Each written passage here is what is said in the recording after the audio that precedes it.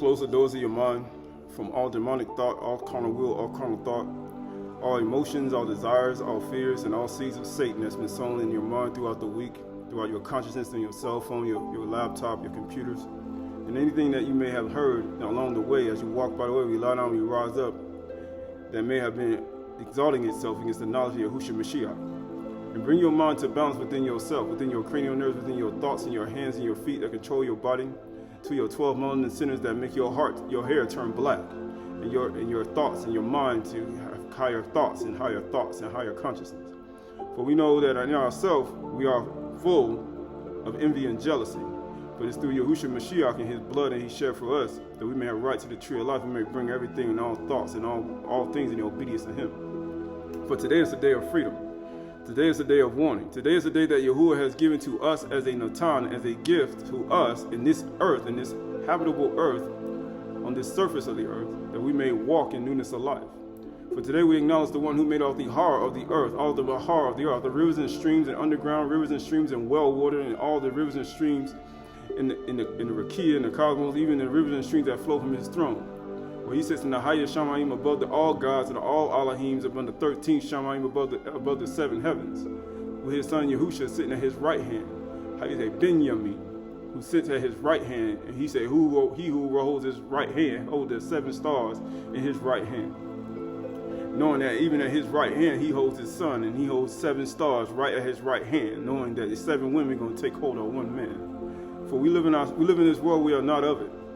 And we, as a man stands on the feminine earth, as he walks on the feminine earth that supports him at his feet and that holds him up, that allows him and supports him, we walk in newness of life with Yahushua Mashiach.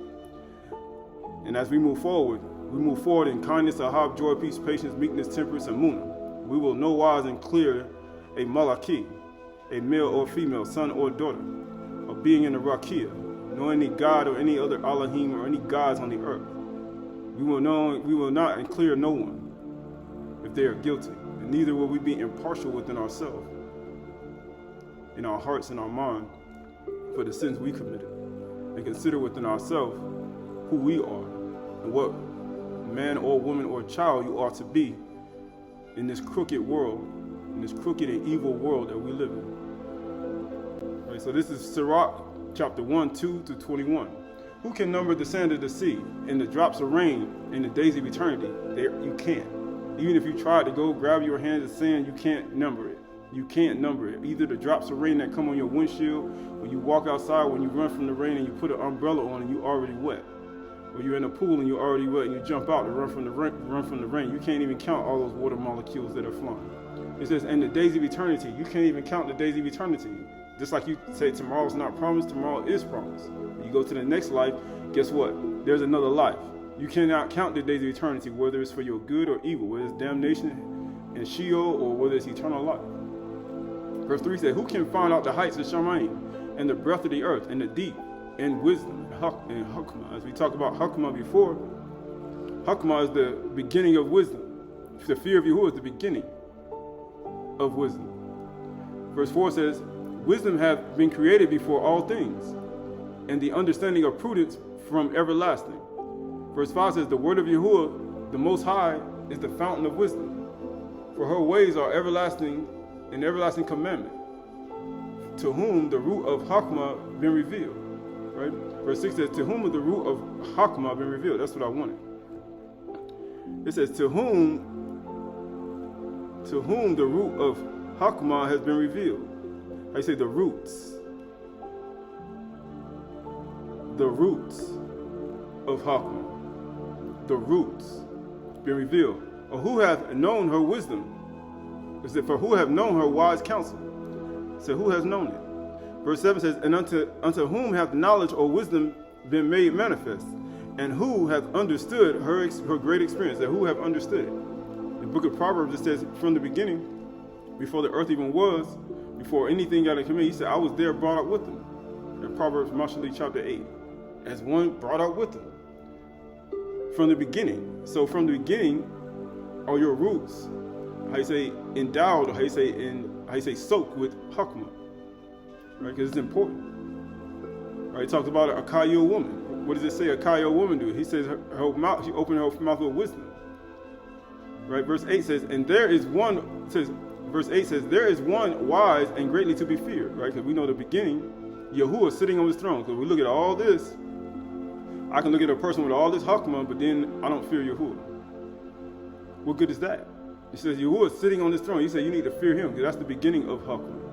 Verse 9 said, he created her and saw her and numbered her and poured her out upon all his works. He poured her out on all his works. So what do you got to do on all your works that you do?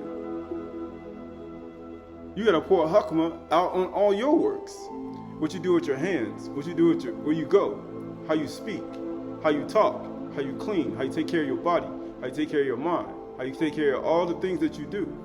You got to put wisdom in everything you do. If you don't, then you're not like him. He said, I want to be like my father. He poured out wisdom upon all his works. Hakma, that's even in your garden, in farming, and taking care of children, and taking care of your life, and in the way you conduct yourself. Verse 10 says, she is with all flesh according to his gift. Yahuwah does not discriminate with Hakma. He said, anybody who lacks wisdom, he said, let him ask Yahuwah. He gives it to everybody. But he says, she is with all flesh to his gift, and hath given her to them that love him.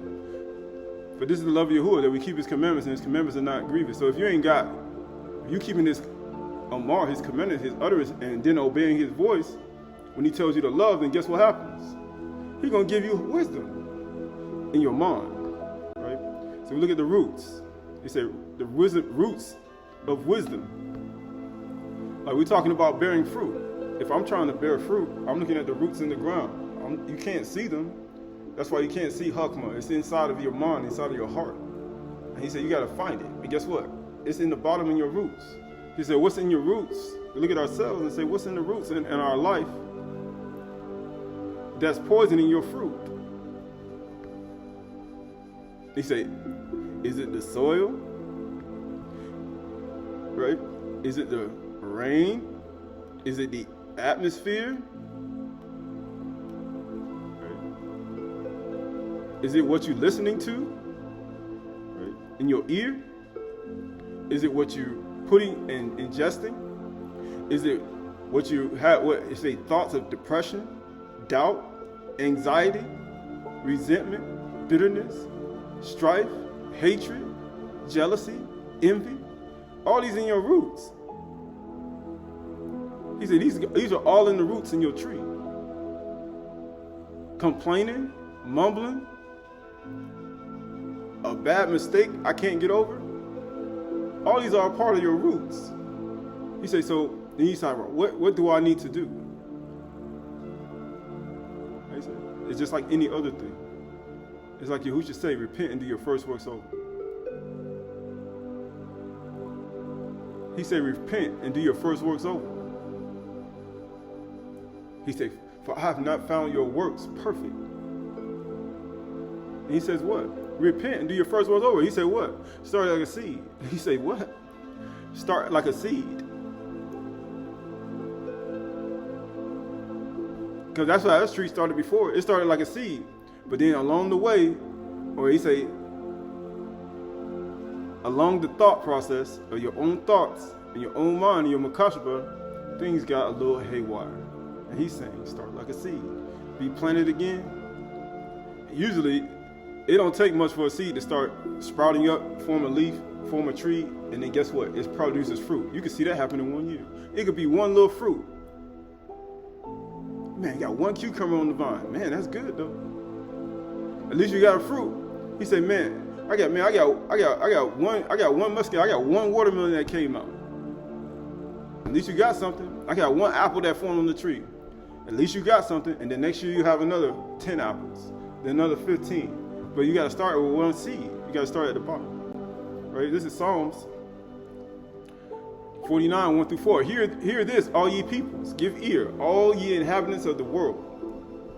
Both low and high, that's Adam. We should know that already. Both low, that word for both low is Adam and Ish. Male and female and Ish. Both low and high, rich, Ashr'y, and poor, Abum, Abium. Ashr'y, Abium. Together. Right? My mouth shall speak of Hakma. And my meditation of my heart should be of understanding. Why? Because you got to pour this stuff up. You got to pour it all on all your works and everything you do.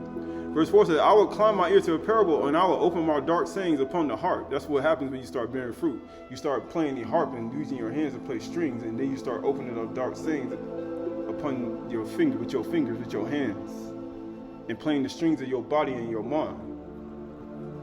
Then you start to produce things. You start to open up dark sayings on the heart. Right? Or as I said, that word for meditation, so we ain't doing, he said, we skip going down to verse 3. My mouth shall speak of Hakma, and the meditation of my heart should be of understanding. That means that word for meditation is Haguith. Haguth, right? So Haguth. That's a Ha, a Gamo, a Wu, and a Tu. And it what? It means meditation. So what you think about, your utterance, what you say out of your mouth, your musing. You say amusement park, what you looking at. So the meditation of your heart is all taking place in your mind, your mouth, and what you see, your eyes, your two eyes. Meditation in your eyes, meditation in your words you speak, and the meditation of your mind. Right? Because sometimes we muse at things that we should not muse. It's just like Instagram, Facebook, and Twitter. Right? You go on Instagram, Facebook, and Twitter for an each. Right? Everybody on there sticking their butt in the screen. Every woman, right? They got OnlyFans accounts. Right? They got PhDs, but then they got an extra side hustle where they get $500,000 doing the side hustle where they strip naked and get a whole bunch of money while they go to their job and collect child support from you because you ain't got what? Because you fell for the trap. Right? All these are a part of it. For a woman, they got their shirt all out. Hey, they flexing their muscles, and you married. And guess what? Now you got lustful thoughts in your mind, and now you guess what? Now your meditation in your heart is not of understanding, because understanding is to depart from evil. But then now, it doesn't have their mindset fixed on Yahuwah's 364-day cycle, and now wisdom is not going to be poured on your works, and you become unproductive.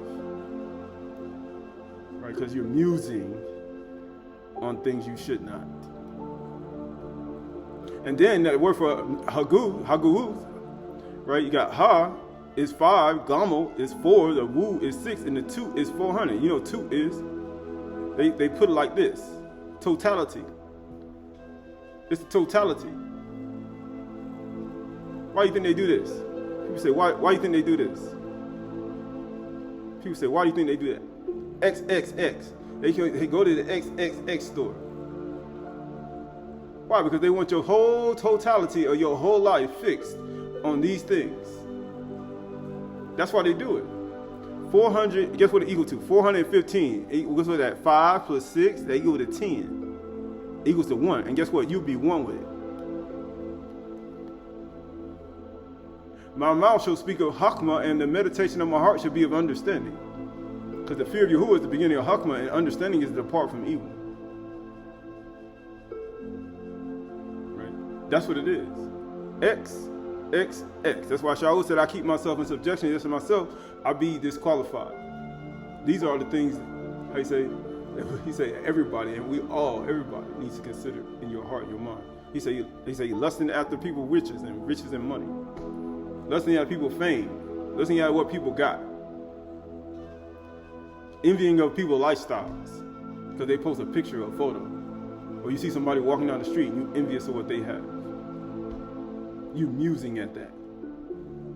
Then he brings those thoughts in your mind, then he brings other thoughts in your mind. Oh, I ain't got that, well, I ain't got that. And you get depressed and you get unproductive.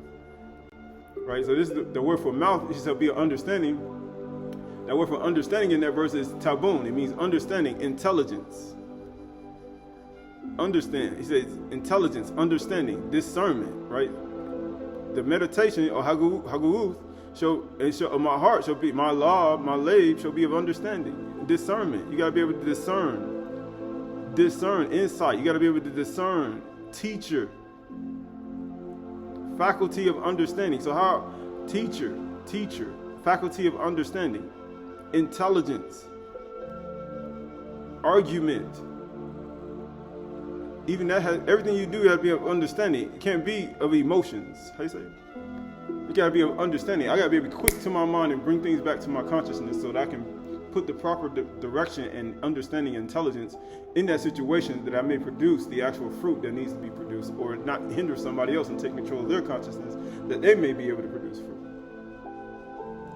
Right? So that word for tabun, right? You got the 2 is 400, the bayith is 2, the wu is 6, and the noon is 50, which equals to 458, right? 458, which equals to 17, which equals to 8, which equals to 8. 8 what? He say, what is 8 equal to? Yahuwah, the bar, circumcision, Yehudi, it means a lot of things. But he said, my meditation in my heart going to be of understanding and acts. Why? So I'll know how to cut things off. That's what understanding is, to know how to depart from evil. That's what circumcision is. That's why we did it on the 8th day. It was a practice, a natural practice. But then that practice allows us to cut things off in our own life. Right? This is the wisdom of Solomon, Hukma Shli Shaluma, or Hukma Shli Shaluma, 8 and 8. Hear the word of truth and receive the knowledge of Yahuwah. Your flesh may not understand what I'm about to say to you. So you look at your body, your flesh in the mirror. You wash, people say, we washed our flesh. He said, they ain't going to understand what I'm about to say to your inward man, your ruach, your neshama. Your garments are not going to, he said, your garments, that which I'm about to declare to you. He said, your head wraps, your non-hair wraps, your clothes, your dresses, your fringes, your house, your stuff, your car, your Range Rover, your Mercedes Benz, and all the things you got, all your carnal possessions, all your carnal desires, they ain't going to understand it. All those things cause you to be unproductive. It says, keep my mystery, you who are kept by it. Keep a moon faith, you who are kept by it, and understand my knowledge. You who know me in truth, love me with affection, you who love. Because everybody don't love without natural affection. It's perilous times now. Hey, high-minded, disobedient to parents, hateful, despisers, ungrateful, unrighteous, non-kudas. These are, 1 Timothy already said it. Verse 12 says, for I turn not my face from my own because I know them, because Yahuwah's eyes are on those who fear him. And because they had existed, I recognized them and imprinted a seal on their faces. He said, a seal in your forehead. I fashioned their members in my own breast. I prepared for them, that they may drink my kudash milk and live by it. Desire the sincere milk of the bar, that you may grow thereby. I am pleased by them and not ashamed by them. For my works are they, and the power of my thoughts, the power of your meditation of your heart, your hagavut, and your tabu. That's your power, your thoughts. You say, why can't people run a mile? Because they quit in their mind. You say, why? Because they know the flesh is weak. The ruach wants to, but the flesh is weak. That's why he said your flesh ain't going to understand. That's why your flesh can't run 2 miles. You can need somebody to tell you, let's go 2. Because you can't. Why? Because it requires a little bit more extra effort. Just like anything. When you say reading, I say, I'm going to go extra effort into this conversation because this extra effort is going to get me over the hump to go to the next level, and I'll make right with these individual people. Right, this is 2nd Enoch, Hanuk, 43. Pseudepigrapha. My children, every just deed and every just decree and every just decision I have checked, just as Yahuwah commanded me. In all things I discovered differences, just as one year is more honorable than another. So you look at this year, and the years pass. Will next year, when the 12th month goes around, you in the next cycle, will it be more honorable than last year? Or will it be worse than last year? So one person is more honorable than the next person. Some people prosper that year and they're more honorable than you. Man, woman. And guess what? If they are, you know what happens? You get a little bit more jealous and envious in your heart. You get a little bit more hateful in your heart. It grows even bigger and bigger because you don't want to start back as a seed. And you're going to keep growing with the same tree you got. And you need to go back as a seed and start from the beginning. It says some because of much property, because they got a lot of property. They got a lot of land and they own it. Some, again, because of wisdom of heart. Because Hukmah, when you start getting a Hukmah of heart, you get a lot of honor. You get what it says? Some because of singular intelligence. These are all things that people get jealous and envious of you for. These are all the things that people get jealous and envious, and they become unproductive in their mind because they ain't got the meditation of their heart is on Hukmah, or you say on under meditation and Hagawith, and it's not on Tabun, on understanding. This is craftiness. Some because of craftiness, because they're very wise at doing evil, or they're very wise at getting money, things like that. Signs, again, Some again for silence of lips. Some just quiet. I get a lot of honor because I'm quiet. Because I'm silent. He said a fool, even if is quiet, is considered wise. He said some again because of purity, because they so pure. They feel like it's so pure in their mind. Tahor. Overly righteous. I feel like nobody else got the mindset I got. He said some again because of strength. They real strong in the gym. They real strong at overcoming things. Some again because of handsome appearance, beautiful appearance, male or female, because they look good. Just like Yusuf looked good, Dawid looked good, Abigail looked good, Sarah looked good. She almost had the whole Mizraim fall out and just faint in their head. And he says some again because of youth, because you're young. Some because of penetrating mind. Some again because of bodily appearance, because they look good. They got good curves. And some because of abundance of feelings, because they cry all the time. They got feelings for the animals, the creatures, the people have perished. Even though all these things are heard on every side, nevertheless, there's no one better who fears Yahuwah. So if you're thinking that these things are better than somebody who fears Yahuwah, he said you are deceived.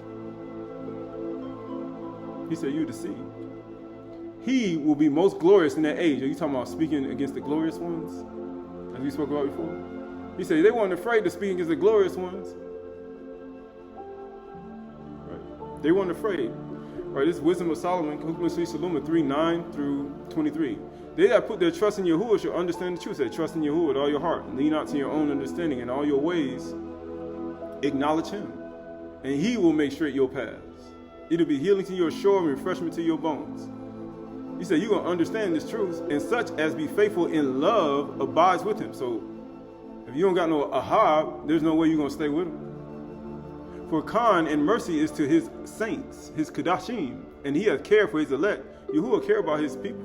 Verse 10 says, but the unrighteous shall be punished according to their own imaginations and their thoughts, in their tabun, in their hagui. Because it says, which have neglected the righteous and forsaken Yahuwah. He said, man, neglected the righteous and forsaken Yahuwah.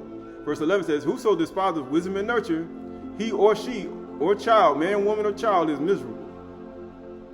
He said, how can somebody despise wisdom and nurture?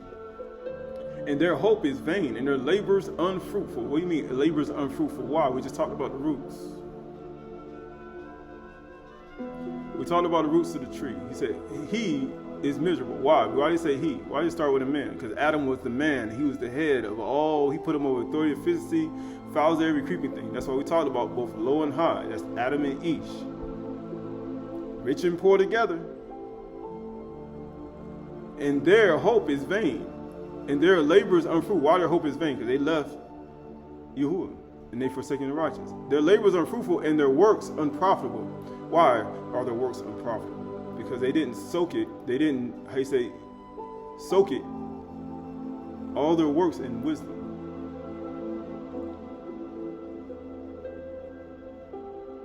Right? It's not rocket science. That's why. Verse 12 says, their wives are foolish.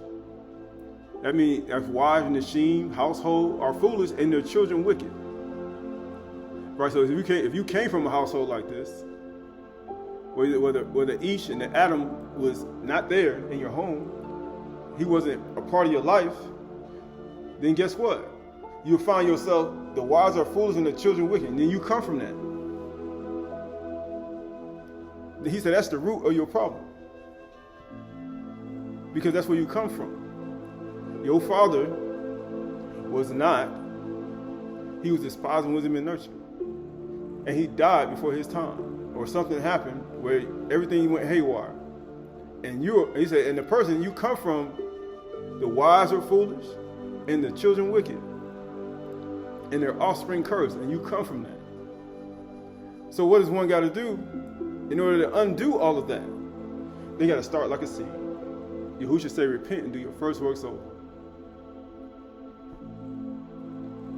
He said, you got to repent and do your first works over. He said, that's the only way. He said, For you don't, he said, for you don't love me like you did at the first.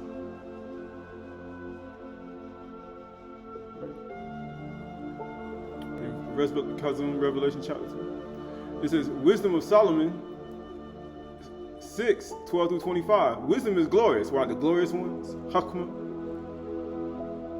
and never fadeth away. Yea, she is easily seen of them that love her, and found of such as seek her. She prevented them that desire her, and making herself known, first known unto them. Whoso seeketh her early shall not have no great travail, for he shall find her sitting at his doors. He's going to find you sitting at the doors, waiting. Verse 15, to think thereupon her is perfection of Hakma. And whoso watches for her shall quickly be without care. He said he's going to be without care. For verse 16, for she goeth about seeking such that are worthy of her, and shows herself favorably unto them in the ways, because everything you do has to be endowed with wisdom. Hakma, your works, and meeteth them in every single thought. So every thought, it meets you in every thought. You're going to have discernment, you're going to have intelligence in your mind, and you're going to have that. But if you despise it, and guess what happens?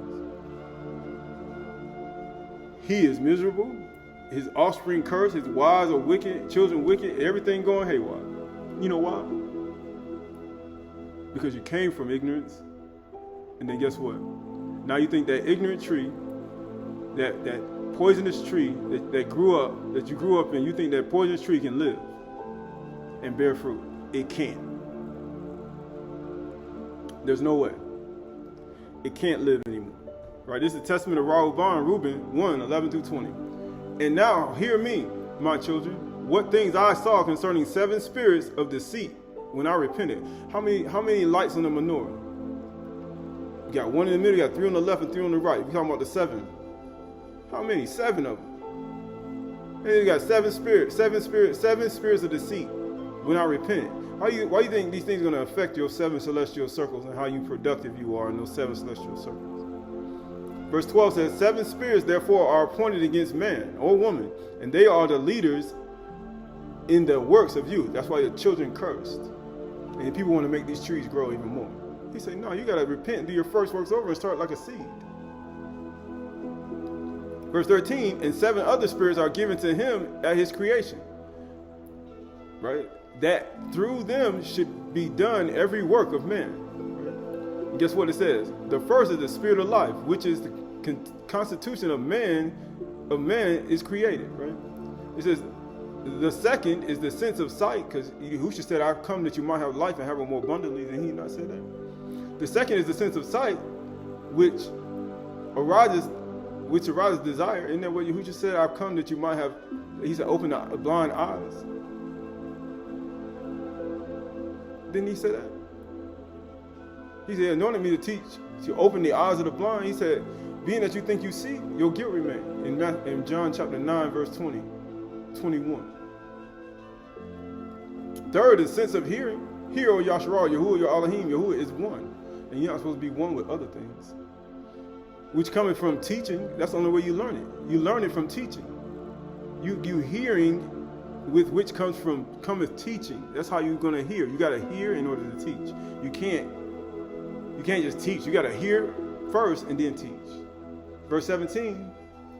The fourth is the sense of smell, which tastes are given to draw air and breath. And he breathed into his nostrils the breath of life, and man became a living soul. And he breathed into his nostrils. That's where you smell at. And man became a living soul. That's why you think Yahushua, when he rose from the grave, he said he breathed on them in Luke 24. He said he breathed on them and he said, receive the Ruach Kadosh. In verse 18, the fifth is the power of speech, with which cometh knowledge. Speech. Come unto me all that are heavy laden. And guess what? He said, and rest. Take your yoke upon me and learn from me. How you going to do that? For I am meek and lowly, you'll find rest for your soul. How did he do that? By speech. The sixth is the sense of taste. Oh, taste and see that Yahuwah is good. Which cometh the eating of meats and drinks. And by its strength is produced. For in food is the foundation of strength. It's the foundation of strength. If he said, if you don't eat, you ain't going to have no strength.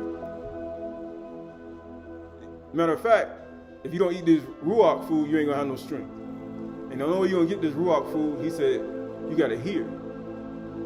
Or Ashr'y, and he's gonna come through teaching. Verse 20 says, the seventh is the power of procreation. Here we go. Why do you think he said the seventh is the power of procreation and sexual intercourse? And sexual intercourse. And so we just talked about all the things you can look at, XXX, and sexual intercourse with which through love of pleasure, sin enters in. He says sin can enter in through sexual intercourse. Yes, it can. It can. A certain type of sexual intercourse. And if one's seed hasn't died, and if one doesn't stop and do their first works over, then one can carry the very same curse and the very same tree and the very same wickedness and the very same foolish people and he say the father, you can carry that over to other people.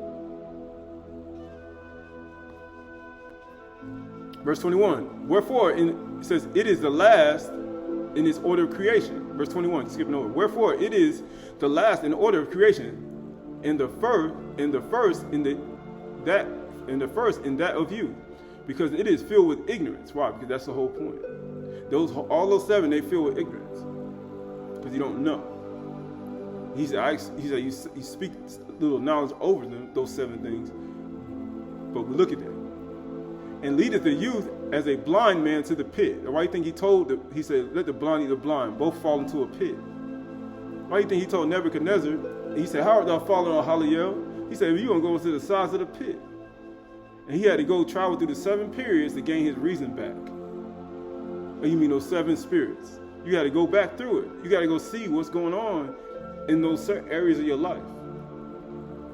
And it says, as a blind man to the pit, and as a beast to a precipice, or I say a trap. Verse 22, besides all these, there is an 8th spirit of sleep. So after all those, he said there's an 8th spirit of sleep. Why do you think Yahushua said, I got to translate you from that nature to another nature? That's why he was speaking these words and different words in those little 7 spirits. Why? He got to keep your lamps continually burning. Because if he said, desire of sexual intercourse, what type of sexual intercourse are you talking about? He said, because you can literally over-sex yourself out of the kingdom. You can over-intercourse yourself out of the kingdom. People say, you can't do that. Yes, you can. And it says, besides all these, there is an 8th spirit of sleep. An 8th spirit, what is that? We just talked about 8. Meditation. Hagawud. Or he say, Tabun. 8 is the spirit of sleep. What you thinking about? It says, with which is brought about the trance of nature it says, the trance of nature and of death. It says, with these spirits are mingled the spirit of error. We know who that is. 24, the first is the spirit of fornication. That's sex outside of marriage. Adultery and fornication. That's sex, sexual intercourse. That could be anything. OnlyFans, sexual intercourse, right? Masturbation, all this stuff. It comes with what? The spirit of fornication. It comes with it. And there's a reason why I'm saying all this. It's seated in the nature and in the senses. Why? In your senses. And we just talked about your eyes. We talked about your mouth. You breathe in the nose. We talked about that. And we talked about your ears. And your mind. The meditation in your mind, your eyes, what you see, and your nose, and what you speak, your utterance. So what you talking about? It says, with these are mingled the spirit of error. First is fornication, seated in the nature in the senses. The second is the spirit of insatiableness in the belly. He said you can't stop eating. He said you can't stop eating. Matter of fact, you can't stop eating from that wrong tree you're supposed to be eating from. Cool. He said you can't stop doing it, huh? And he says what? Insatiableness in the belly. Verse 26, the third is the spirit of fighting. That's all it's going to do. In the liver and the gall. It's going to sit right there in your liver and your gall because your roots are messed up. the roots of the tree comes from fighting. He said you got to start as a seed. And it says, verse 24, the fourth is the spirit of obsequience and chicanery. And through officious attention, one may be fair and seeming and make you look good. He said, what are all these big words they're using? The fourth is the spirit. Obsequiousness is to be overly eager to please or obey someone, especially someone who is important, like a celebrity, an actor, an actress, a politician, a pastor, a teacher. You want to be all in the face, make you look good. Hey, look, that's what I do. A teacher, right? Right? Say overly. I say a wife, a husband, your children, because you gotta make yourself look good to them. Because you the one who took the child, and you want to make yourself good. You got to make sure you please them in everything, because you don't want to make yourself look bad, look terrible to the other person. These are all spirit of sleep. Chicanery, right? The use of trickery to achieve a political, financial, or legal purpose. Swindler, extortioner. Trickery. I'm going to call the police. He used trickery. Political. Financial. I'm going to divorce you, take everything you got after you married a man like 1 day, 3 days, a week, 3 years. He said, man, this is spirit of sleep. He said, you sleep. You know, he said, Satan knocked you to sleep. Legal purposes. He said, I'm going to take you to court. I'm going to take everything. I'm going to sue you. For what?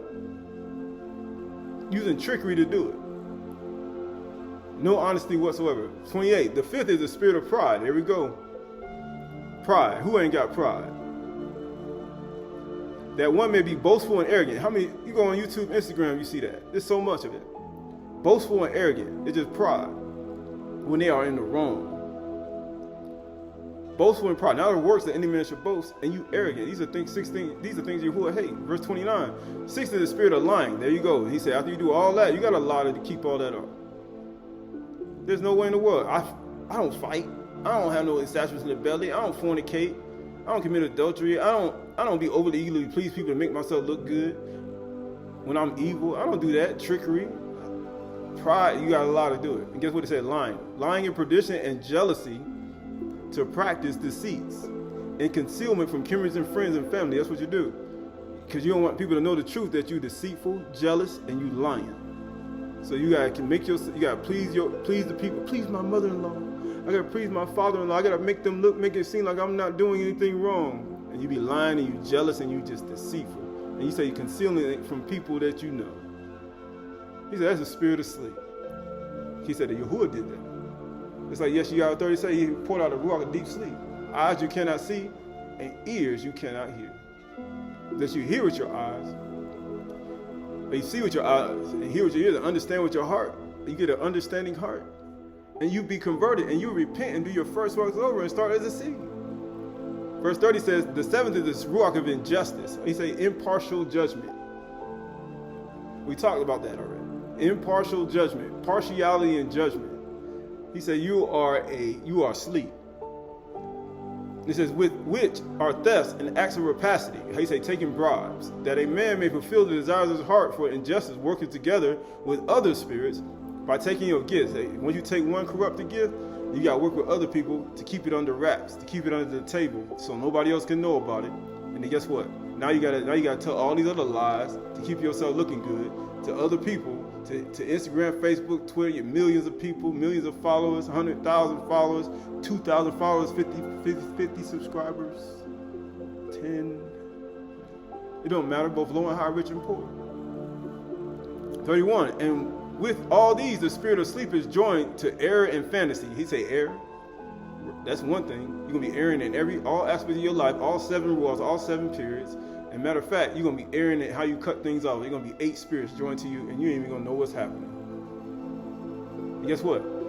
And it's joined with error and fantasy. You're going to have all fantasies about all these different men in your mind, all these different women in your mind. You're going to have all these different fantasies and thought process, and then Satan all gets a hold of your heart and your mind, and next you know you full of pride, and now you walking in all these things, and then you don't even know what just happened. He said, how did it get to this point? He said, how I get to critical condition? How my lamps get burning full speed, but now they are put out. Now I gotta go buy from them who sell, and Yahushua may come back tomorrow.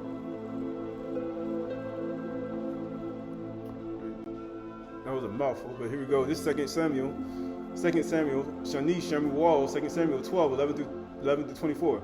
Thus says Yahuwah, behold, I will raise up against you out of your own house, and I will take your wives before your eyes and give them to your neighbor, and he shall lie with your wives in the sight of the son. Why? Because when a man despises wisdom and nurture, he is miserable. His wives are foolish and his children wicked. His wives committing adultery. This is what happened to David. This is what happened to him. Because he's supposed to have these things in his mind and meditation in his heart, supposed to be of understanding. And he's supposed to have Hagui and Tabun. And guess what happened? This is what happens. Verse 12 says, for you did it secretly, but I will do this thing before all Ashr'y, before the sun. Why do you think they crucified Yahushua in the daytime? From the 3rd to the 9th hour. And about the 9th hour, he gave up the Ruach. But he said the sun went down at noon. He said, I'm going to do this right before everybody. And guess what it says? And David said to Nathan, I have sinned against Yahuwah. He said, I have sinned against Yahuwah. He said, so what is one saying within themselves? He would say, oh, what, you hearing my voice? Or people saying, what are you doing in your heart? He said, have you said that yet? He said, I have sinned against Yahuwah. And Nathan said to David, Yahuwah also has put away your sins. Why he put away his sins? Because he just confessed right there. After he heard the word, what he heard. He confessed within himself. He didn't have partial judgment within himself, injustice, because that's the spirit of sleep. And he said, no, I'm a sinner. You're right, man. It's me. That's all he said. He said, you shall not die. That's how you're going to live. It's me. And guess what he says? Nevertheless, because by this deed you have utterly scorned Yahuwah, the child who is born to you shall die. Then Nathan went to his house. He said, he's going to die. Why do you think the innocent child had to die? He said, unto us a child is born, unto us a son is given, and the government should be upon his shoulders. He shall be called Wonderful, Counselor, the Prince of Peace, the Everlasting Father. On the increase of his government there should be upon the throne of David. Why do you think he had to die? Then Nathan went to his house. Why do you think Yahushua had to die? Because they didn't have Matthew through Revelation to believe on Yahushua Mashiach. And Yahuwah afflicted the child that Uriah's wife bore to David, and he became sick. Why do you think they were beating Yahushua and punching him in the face, spitting in his face, and he had to make him carry a cross to the top? Why do you think they did all that stuff? That man was sick, and the child got sick. That's what he said, how you going to die? He said, you get sick. He said, if you keep all these commandments, I won't put none of the diseases that I put on Mizraim on you. And guess what Yahuwah did? David didn't keep all the commandments, and he put the disease on his son. He put the sickness on his child.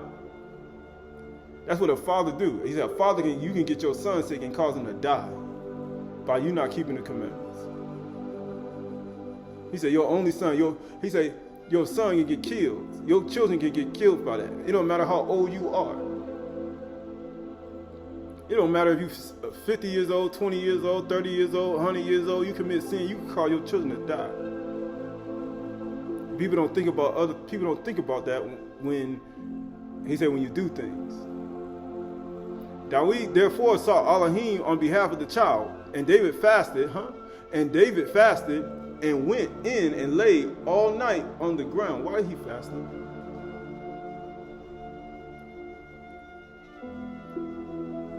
He lay all night on the ground, and guess what happened? And the elder of the house stood beside him to raise him from the ground, but he would not. Nor did he eat food with them. He ain't eat. And on the 7th day, what day is this? The child died. So when we fast, what do? He said on the 7th day, the child died. So you know what we do when we fast? We don't fast until what dies within us. We only fast just enough because you don't want to die within yourself. He said, put to death what's earthly in you. As Colossians say, adultery, fornication, lying, fits of anger, hatred, obscene talk from your mouth, ascension, rivalries, all these wicked things that we do. He said, the fasting is supposed to kill that. But what people don't do, you don't fast enough until it dies. You say, oh, I'm getting ready to die, and you'll stop when it's just about to die. He said, I fast for 3 days. You guess what? It ain't dead yet. It's still there. I fast for 10 days. It's still there. I fast for 20 days. It's gone. I fast for 15. It's still there. I fast for 2 days. It was gone. He said, man, that's all you needed to do for that. That wasn't that really deep in your heart. But the other thing, he said, man, I've been doing this for a lifetime. He said, man, you're going to have to fast. You're going to have to die. But we just see here, his son had bore the sin. Who do you think was that? Yahusha said, I'll come that you might have life. Why do you think he died? So if you die, then guess what? He'll be alive in you. But if you refuse to die, you'll stop right at the moment because you ain't know, oh man, I'm getting ready to die. No, this is it. Like Sanford is saying, Elizabeth, I'm coming to join you. Like you think you're going to Elizabeth. And you know who Elizabeth is. And get what it says. And it says, besides him to raise him from the ground. Get what it says. And the elders of his house stood beside him to raise him from the ground, but he would not. Nor did he eat food with them. And on the seventh day the child died, and the servants of David were afraid to tell him that the child was dead. They were afraid to tell him that the thing on the inside of him is dead. What you afraid to tell them for? For they said, behold, while the child was yet alive, we spoke. While the child was yet alive, we spoke to him, and he did not listen to us. He said when the child was alive, he wouldn't listen to us. How then can we say to him the child is dead?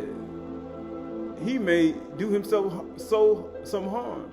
Because when he was alive, he wouldn't listen to it. So what are he gonna do when the child is dead?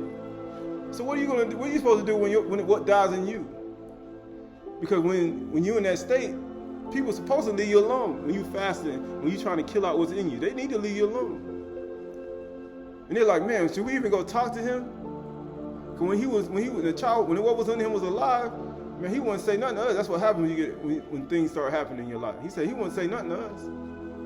But when the child died, he said, man, he gonna do himself even more harm once he found out he's dead. And guess what happened? But when David saw that his servants were whispering together, David understood that the child was dead. He said, they talking about me. So therefore, what's on the inside of me must be dead.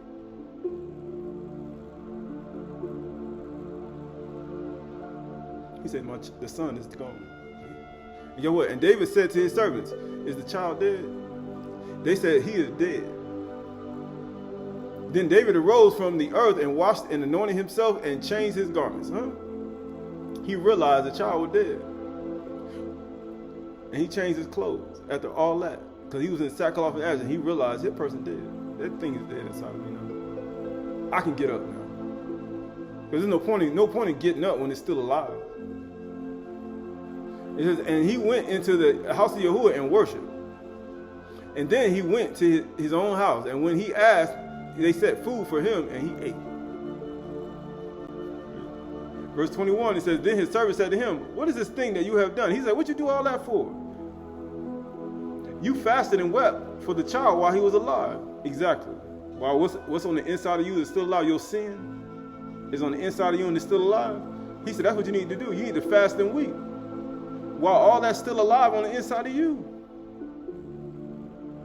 But when the child died, you arose and ate food. He said, that's when you get up. When it's dead.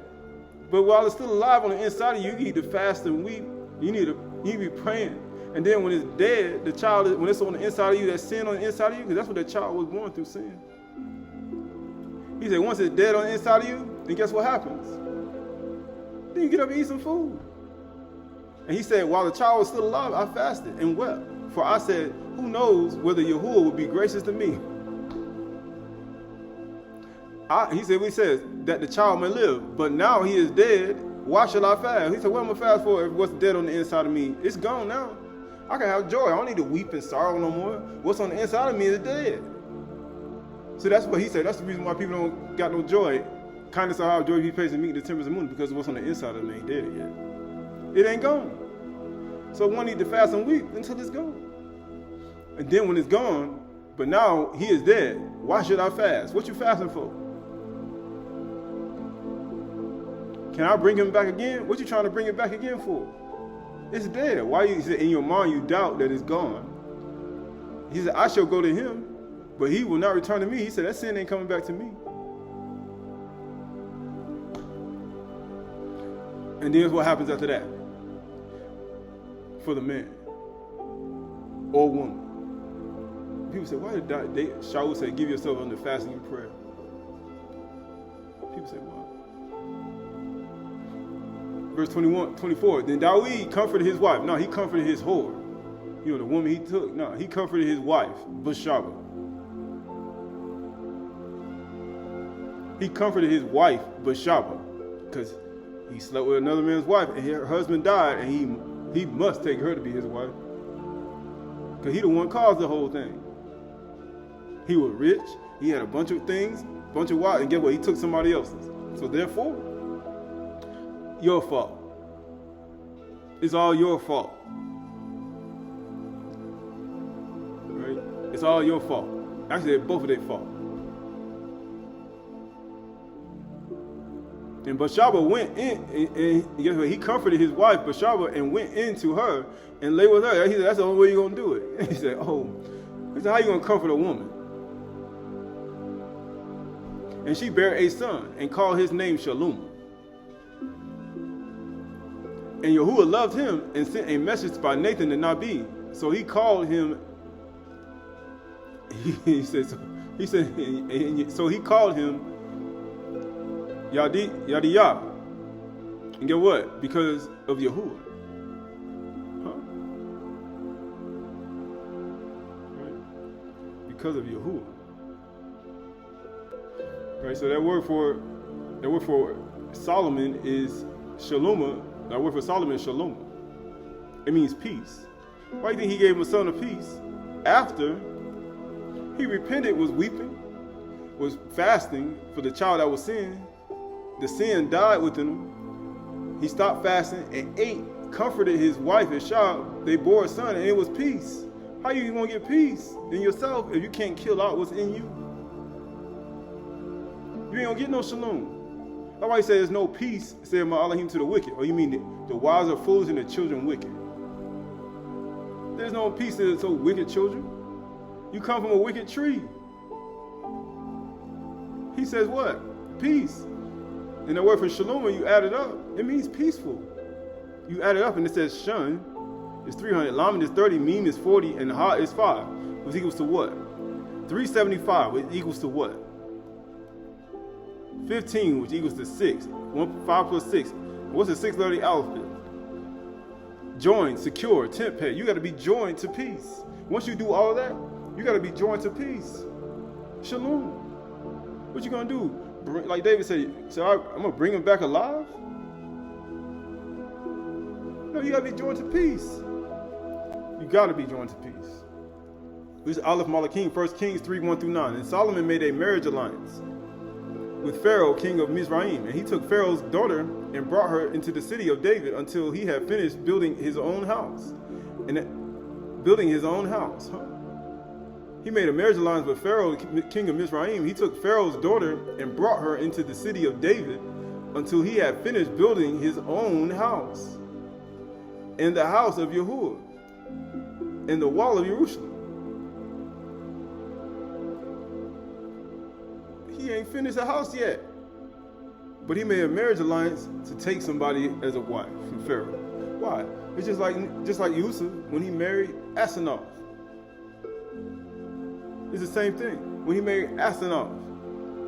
Verse 2 says, the people were sacrificing at the high places, however, because no house had yet been built for no house has yet been built for the name of Yahuwah. He didn't even have a house yet. And he made a marriage alliance. But guess what? That marriage alliance, how you say, that he made, why would he make that with Pharaoh? But he says, verse 3 says, and Shalom loved Yahuwah, walking in the statutes of David his father. Only he sacrificed and made offerings at the high places. And the king went to Gibeon to sacrifice there. For that was a great high place, and Shalom used to offer 1,000 burnt offerings upon that altar. And Gibeon, it says, and Gibeon, Yahuwah appeared at Gibeon, Yahuwah appeared to Solomon, Shalom, in a dream by night. And Elohim said, ask what I shall give you in a consciousness, in an unseen world. And Shalom said, you have shown great steadfast love to your servant David, my father, because he walked before you in faithfulness, in righteousness, and uprightness of heart toward you. And you have kept for him his great and steadfast love, and have given him a son to sit on his throne this day. What son was that? Peace.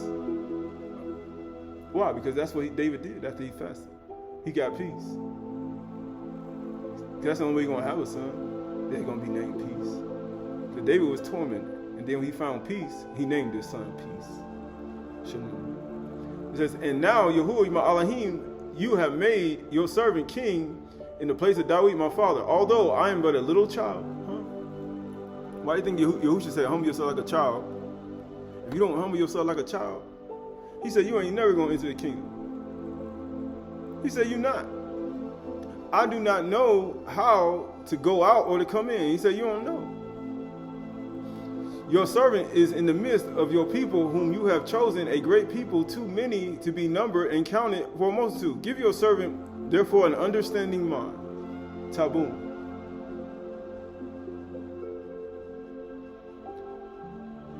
An understanding mind to govern your people. That's the only way you're going to have it.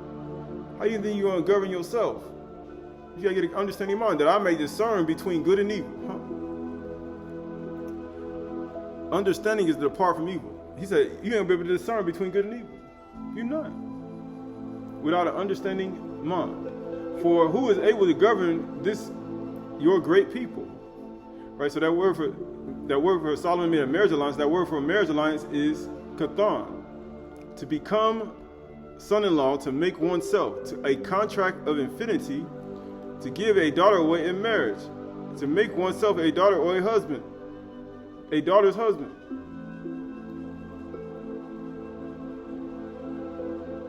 Right. Kathan. Right. The word for give your servant therefore an understanding mind. The word for understanding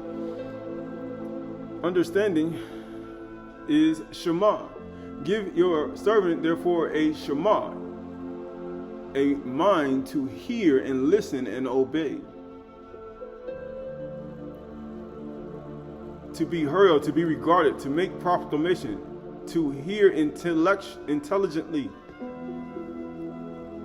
To hear intelligently. That's the same thing when it comes to Hagawith, Tabun.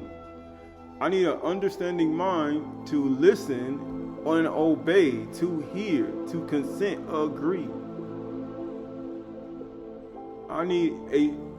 Give therefore Shema. That word for mind is law. Give me a understanding mind to hear in my inner man, the will, heart, and understanding, and thinking and reflection. Because it has to be a wisdom and understanding. Tabun Hagui. Thinking and reflection in your conscience. People say, some people know they're guilty. And he says, in your conscience. And he said, if your conscience condemn you, Yahuwah is greater than your conscience, as the book of Acts says. He said, Shaul said, for herein I exercise myself, I have a conscience, void of offense toward man and Yahuwah. Conscience, because he can discern between good and evil. It says, willingly and wisdom in my inner man, to heart. Right?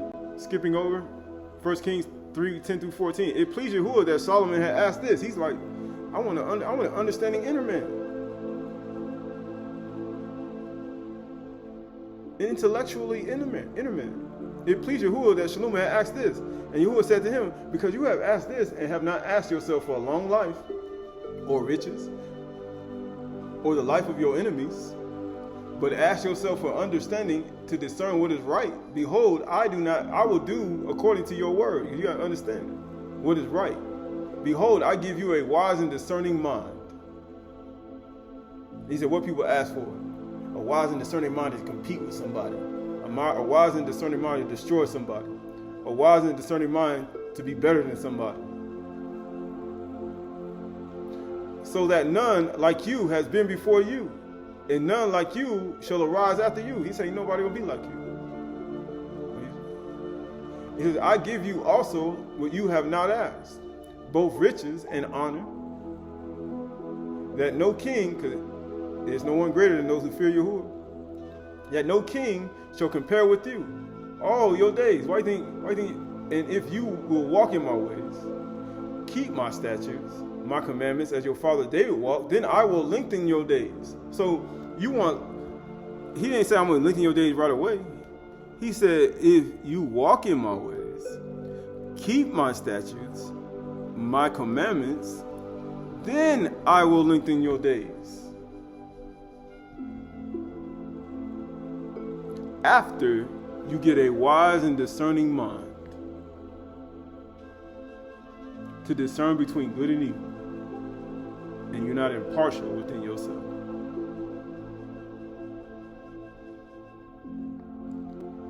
Right, so the word for wise in that word is kakam. He's to give you a wise, a skillful, intelligent mind. Yahuwah is intelligent. He knows how to interact with people. He knows how to interact with male and female. He knows how to interact with human beings, both low and high, rich and poor. He knows how to discern between. He said, what type of mindset will one have? He said, if you don't have this mindset, then you don't have the mind of Yahuwah. It says what? It says sage, just like a visionary, skilled man, skillful. Right? So the word for discerning is bini. Bini. It means to discern, understanding, a discerning mind, an understanding to consider, to cause to show oneself, understanding, separate mentally, good and evil. Right. This 1 Kings 3:16 through 28. We're going to read through this. And the two prophets came to the king and stood before him. Because it's two. You got to be saying between two and evil. The one woman said, "Oh, Yahuwah, oh, master, this woman and I live in the same house, and I gave birth to a child while she was in the house." They both lived together. Then on the third day after I gave birth, this woman also gave birth. Right? Because he's talking about something. How you gonna know all this? And it says, and we were alone. There was no one else with us in the house. Only we two were in the house. He said, then on the third day, I gave birth. This woman also, they gave birth on the same day. And guess what happens? And we were there alone. There was no one else with us in the house. Only we two were in the house. And this woman's son died in the night. Why do you think Yahushua died on the cross on the 6th and 9th hour?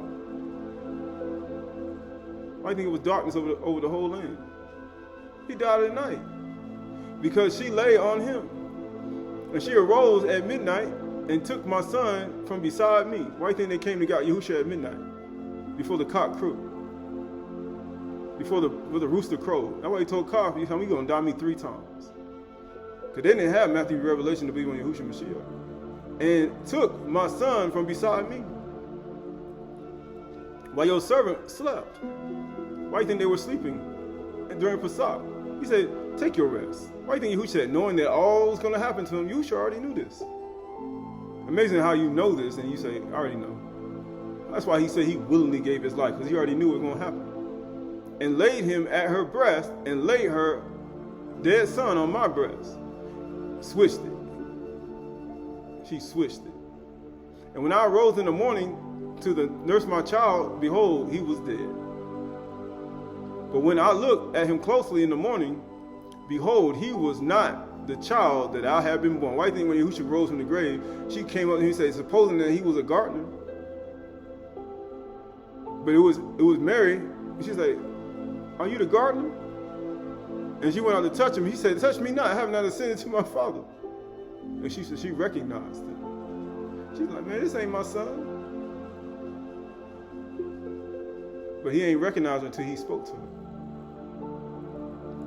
But when I looked at him closely in the morning, behold, he was not the child that I had born. But the other woman said, no, the living child is mine.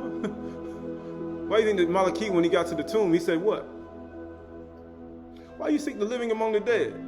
He is not here. He is risen. He's alive. He said, the living child is mine. And the dead child is yours. He said, the dead child is your child. The first said, no, the dead child is yours, and the living child is mine. Thus they spoke before the king. Verse 23, then the king said, the one says, this is my son that is alive, and your son is dead. And the other says, no, but your son is dead, and my son is the living one. They keep going back and forth, positive, negative, positive, negative, positive, negative. And the king said, bring me a sword. So a sword was brought before the king. And the king said, divide the living child in two, and give half to one and half to the other. Then the woman whose son was alive said to the king, because her heart yearned for her son, O my master, give her the living child, and by no means put him to death. That's how you know it was a child. How do you know David was David's child? Because he had an emotional response to the child being sick. She had an emotional response to the child, her child, and it was alive because she knew it was her child. She had an emotional response to that child. And her behavior showed. And guess what the other woman said? Then the woman whose son was alive said to the king, behold, because her son yearned for her son, O my master, give her the living child. By no means put him to death. But the other said, he shall neither be mine nor yours. Divide him, because she is selfish, hateful, hard-hearted, unconsiderate, selfish woman. And her speech betrayed her.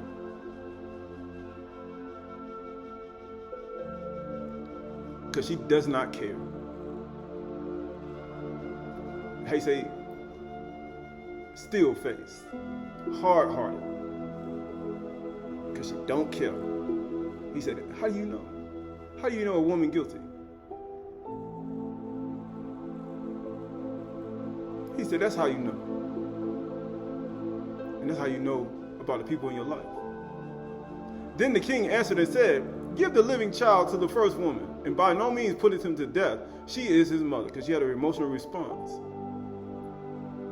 And all Ashr'y heard the judgment of the king he had rendered, and they stood in awe of the king because they perceived that the Hukmah, that word for wisdom is Hukmah. We talked about the fear of Yahuwah is Hukmah. Why? Because you got to be able to hear. Shema, lay, your inner man. Because he wanted an understanding heart and an understanding mind. Yahuwah said, I'm going to give it to you. It says that wisdom, Hukmah of Yahuwah, was in him to do justice. How you say? To do judgment. How you say? No what? Partiality in judgment.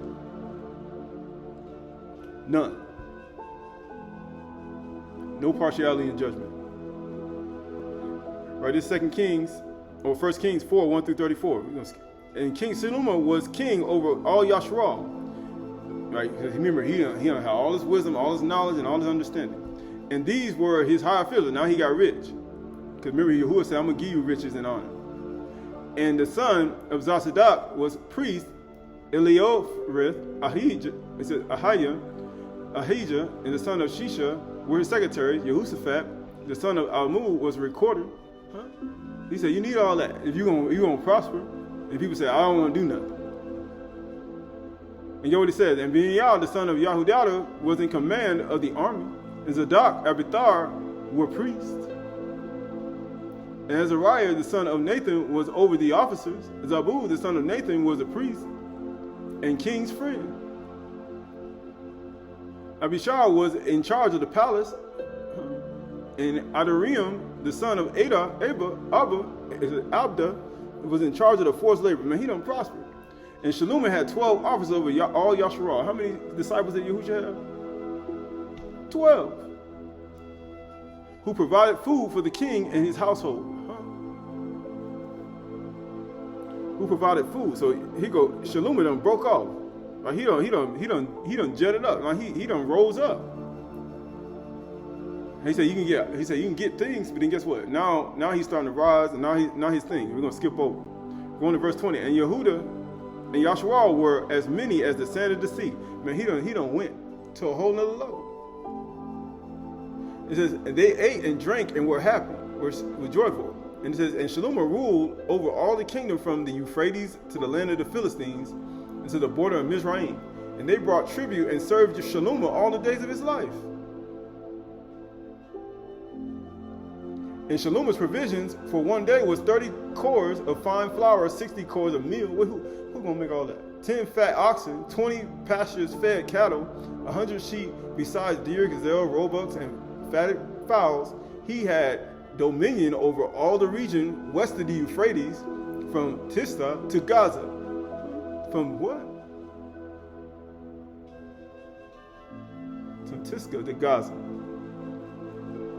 To where? To Gaza. Oh.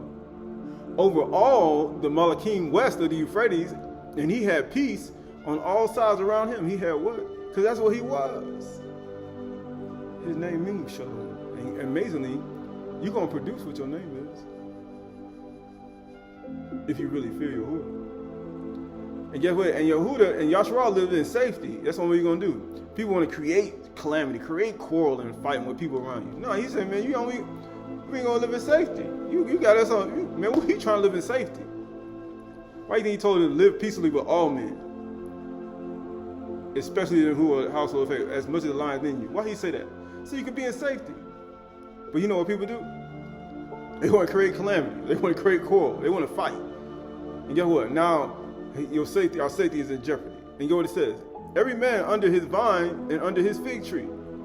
All the days of Shalom. And Shalom had 400 stalls of horses for chariots. So he got 400 stalls of horses for chariots and 12,000 horsemen. And those officers supplied provisions for the King Solomon for all who came to the King Solomon's table, each one in his month. He had 12 of them. Every month. Why do you think I saw a tree bearing 12 millions of fruit, producing fruit every single month? In the book of Revelation, Calzone. It wasn't, people saying, oh, it was talking about the 12 tribes of Yasharal. They let nothing be lacking. Barley also is strong. You know that barley, we need that bread, we need that leavened bread. We can't kick nothing off without that. And the straw horses and swift steeds, they brought to the place where it was required, each according to his duty. Right, so now he's prospering. It says 1 Kings 4:29-34. And Yahuwah gave Shalom wisdom and understanding beyond measure, and breadth of mind like the sand on the seashore. What? He gave him wisdom and understanding beyond measure, and breadth of mind like the sand of the sea. Who can number the sands of the sea? Why do you think he wrote that? Who can number the raindrops?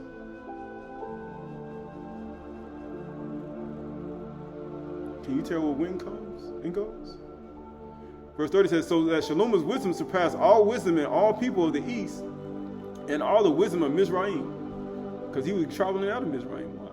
Didn't he take a wife from Mizraim, like Ashr'y? For he was wiser than all other men. Wiser than Ethan, the Ezrahite, and Heman, Kalakol, and Darda, and the sons of Mahol. And his fame was in all the surrounding nations. Why? Because these people have platforms just like you see today. You see all these platforms and all this wisdom they got. But they ignore the true wisdom and they exalt these people. They do. They had a reputation. But guess what? He said when things come in your life that try to destroy you, then guess what? It hinders this. And Yahuwah's wisdom, Hakmah, getting throughout the world. And he said, I don't want to do anything. I want to just hold this back. You can't. Verse 32, he also spoke 3,000 proverbs, that means sayings. And what else? His songs were 1,005. He said, how many songs you got? He got 1,005 songs. He said, how many? 72? Yeah, I ain't got that many, but at the same time, he got 1,005 songs. It is fulfilled. Yahuwah say, ain't nobody gonna be greater than you after you. So if you think you're going to pass him, he said, nah, Yahuwah going to make sure you don't. Because Yahuwah ain't going to be no liar. Human. And he says, and he spoke of trees, as juniper trees, pineapple trees, mango trees, maple trees, pine trees, all these trees. From cedars that is in Lebanon to the hyssop that grows on the wall. That's what Hakmah is.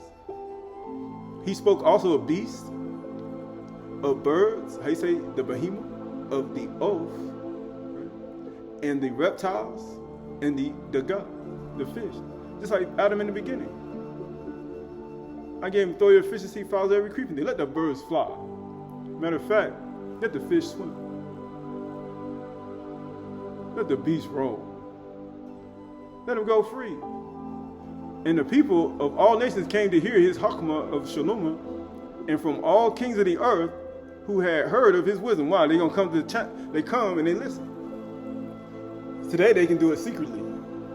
Back then, once a person spoke, the word had to go out, and then people had to come to you and listen. Now you can go on Instagram, YouTube, Facebook. You can listen. You can listen under the table and listen, and then go away like it ain't nothing, like he ain't nobody. You can do that today. But before, you had to travel across sea and land, oceans, and get on planes to go see people and hear them speak. Right? This is 1 Kings chapter 10, 1 through 6. Now, when Malka of Sheba heard the fame of Shalom, because the queen is Malka, fame of Shalom concerning the name of Yahuwah, concerning what? His name? Concerning his name. Now you see the difference between the men that were around in that age than versus him. Concerning his name?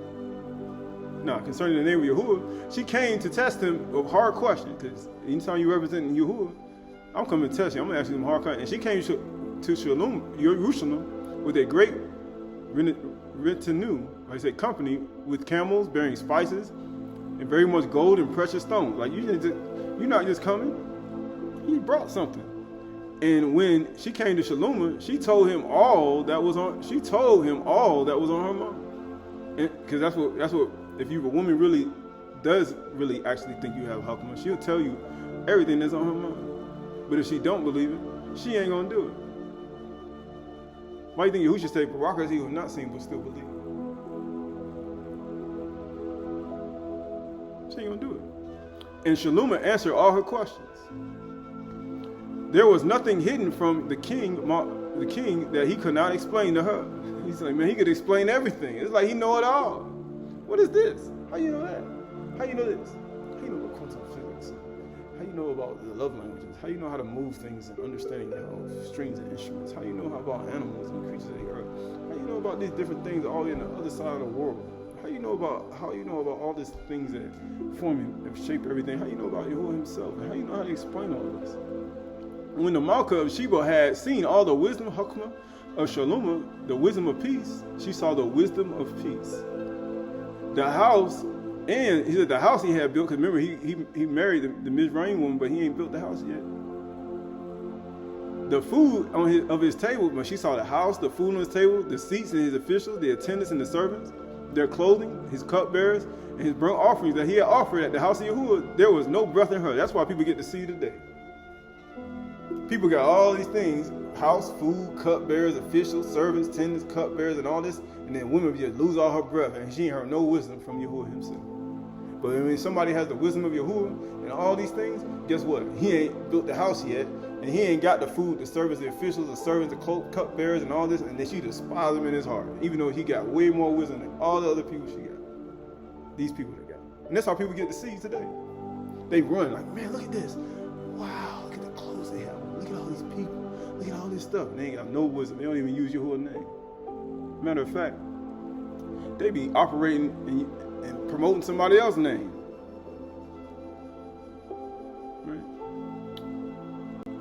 Right? This is 1 Kings chapter 11, 1 through 13. Now King Shlomo loved many foreign women. Now he done broke off. He can make a woman lose her breath. But she ain't got nothing else to think about. He can make a woman lose her breath. He got all these things. He done prosper. He got wisdom, Hakmah that can move out. He got all this knowledge and understanding. He got everything he got. And guess what happens? Now King Shalom loved many foreign women. Now he done blew it up. Now he got all. I like think the women run after these men with all this wisdom. You know, energy is like the vibrational frequency of the love, and the goddess woman that actually receives that allows that woman to produce the fruit of enlightenment. Right? All these things. Why do you think he loved many foreign women? And you don't even guess what? Now it's become like this. He's now attracting women because women love Hakma. They love wisdom, and they float to it like a light of a feather. He always says, now King Shalom loved many foreign women. He did, along with the daughter of Pharaoh. Remember, he married her. Pharaoh, guess what he did? Moabites, Ammonites, because you know Moabites, they're children of incest. Ammonites are children of incest too. Edomites, you know them people, you know those children of Edom. Those are the children of Esau who hate, who hate Yasharah for killing their father. They won't let you pass either. The Zidonians, the Hittite women, from the nations concerning which Yahuwah has said to the people of Yasharah, you shall not enter into marriage with them. You're supposed to have no intercourse with them, because you know if you love intercourse, we talked about it's the spirit of sleep. Extreme intercourse. He said sexual intercourse. He said these are all part of the seven spirits of air. From nations concerning which Yahuwah has said to people of Yasharah, you shall not enter into marriage with them, neither shall they with you. For they will surely turn away your heart after their gods. So Shalom will clung to him in love, right? So all the other gods, right? You got all these different gods out here. The Buddha god, the other god, Krishna, all these things. All the different religions, right? All the different gods and idols, these goddesses. He worshiped them. He worshiped them in his heart and his mind, right? All the women cling to him, like every single one of them. Ashr'y, Dagon, Isis, Hathor, right? He going after all of them. And get what it says. He had 700 wives, but you see that? But when you start loving, when you start clinging to women in love, and you got all that wisdom, and you, man, look how many. He said, I got 700 wives. Who were princesses. So these women weren't broke. He got 700 rich women. They weren't broke. Because in order to be a princess, you gotta be married, you gotta be the daughter of a king. And guess what? And 300 concubines. And his wives turned away his heart. He said, why did he turn away his heart? Because he got way more things to clog up. Remember, he was the wisest man on earth. So look how many wives he got to get to clog up his mind to turn away his heart. Look how many women he got to get to turn away his wisdom, turn away his mind from the Hakma that he had to discern between good and evil. He needed almost 1,000 women to do that. He needed 1,000 women. Why he talks about one could put 1,000 to flight and two put 10? He needed 1,000 women to get in his heart. That's how much wisdom he had. So your acquisitions and things that you own is not based upon how good you look, how much you own, and all this stuff. It's only acquired by how much Hakma you have. And then by you getting all that wisdom, guess what happens? You'll get blind if you're not careful. Guess what happened? It turned hard. It took 1,000 women to do it. And it says, for when Shalom was old, his wives turned away his heart after other gods. That's what happens when you get old. How you see everything decreasing, your thoughts decreasing, everything's starting to dwindle down. You're not as sharp as you used to be. Everything's gone. And then guess what? You got to start pleasing women more because you ain't starting to look as good as you used to. You got to be in the gym a lot more. You got to make yourself look great. You got to do all this stuff. You got to add things to your body. You got to do implants and all this stuff. You got to make yourself look good, right? You got to do all this to please them. That's 1,000 women to please. He turned his eyes to other gods, and his heart was not wholly true to Yahuwah, his Elohim, no more. As was the heart of David, his father. David didn't marry no strange woman. For Shalom, because everybody's struggle was different. David committed adultery. David would get angry and kill you. Shalom, he was just sweet. He had a lot of knowledge, wisdom, understanding. He could break people out. He knew how to get money. But he couldn't deal with the women. It says, was in his heart as his father, for Shalom went after Ashr'y, the goddess of the Zidonians, and after Milcom, the abomination of the Ammonites, right? So you already know, when you do that, this is what happens. So Shalom did what was evil in the sight of Yahuwah, and did not wholly follow Yahuwah. This is the sin he committed. He sinned with Yahuwah with 1,000 women. And guess what? As David, his father, had done. And Shalom built a high place in Chemosh, an abomination in Moab, and for Molech, the abomination in Ammon. They see how blind he getting? He building houses out the house, out the house, out the house to other gods. He only built one house to Yahuwah. Now he building house after house, after house, after house, after house to other gods. And that's what people do in their life. You build house after house after house after house to your other gods that you have in your heart. And that's why you can't focus on one house. That's why Yahushua said you can't serve two masters.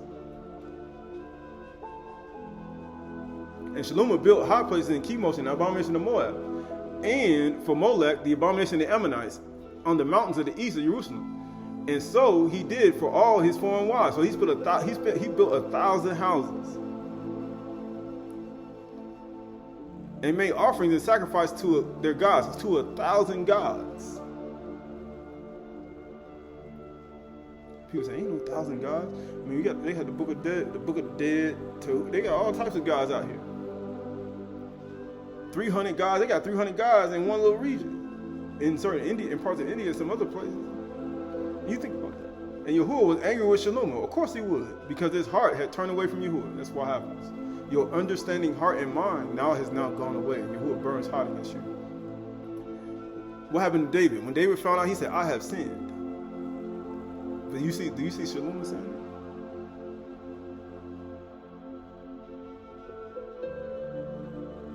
No. And he commanded him concerning this thing, that he should not go after other gods. But here we go. And his heart was turned away from Yahuwah, and Elohim of Yash'ral, the Elohim of Yash'ral, who had appeared to him twice. Because you know how Yahuwah said he sent a warning shot, then he sent another warning shot. Right, just like you saw in California, had an earthquake, then they had a fire. You would be sending warning shots. People be like, what's going on? Them 2 warning shots.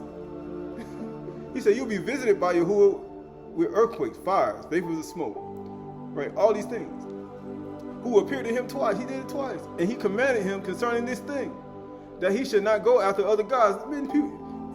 But he did not keep what Yahuwah commanded. So Yahuwah came to him twice in his mind, because he had a discerning heart to hear his voice, and he didn't listen to him twice. You know how you say your father and your mother speak to you twice? He said, if I tell you again, that's it.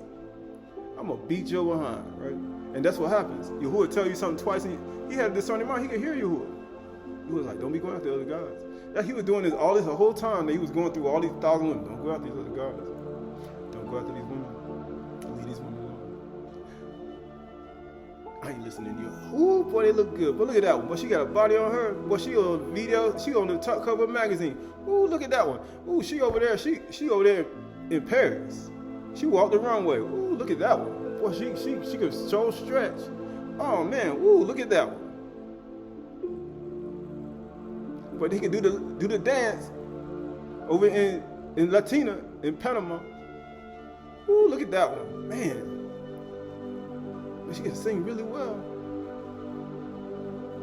Therefore Yahuwah said to Shalom, since this has been your practice, since this has been your practice, how you say practice makes perfect, and you have not kept my covenant, my statutes that I commanded you, I will surely tear your kingdom from you. That will happen. And give it to your servant. That was going to happen.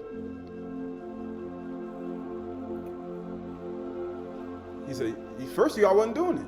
But all of a sudden, y'all worshiping other gods and y'all dressing your kids up.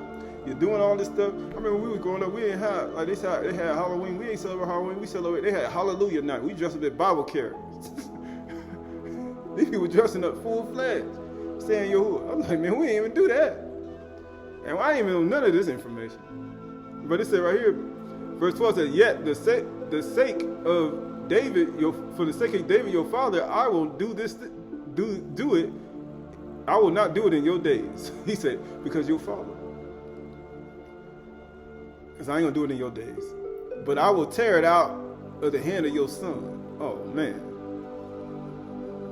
And that's why he says, he that despises wisdom and nurture, he is miserable. His wives are wicked. You see all them wicked wives he got? are foolish. You saw them foolish wives they got? And your children wicked. I'm going to tear it from your son. However, I will not tear away all the kingdom. He said, I ain't gonna do, even though he did 1,000 women, he said, I ain't going to do it all. I ain't going to get rid of everything now. But I will give one tribe to your son. For the sake of David, my servant, and for the sake of Jerusalem that I have chosen. He said, I'm going to give one tribe to you. That's it. That's it. This is Devarim 17:14 through 21. When you come to the land that Yahuwah your Elohim has given you, and you possess it and dwell in it, and then say, I will set a king over me, like all the nations that are around me, you may indeed set a king over you, whom Yahuwah your Elohim will choose.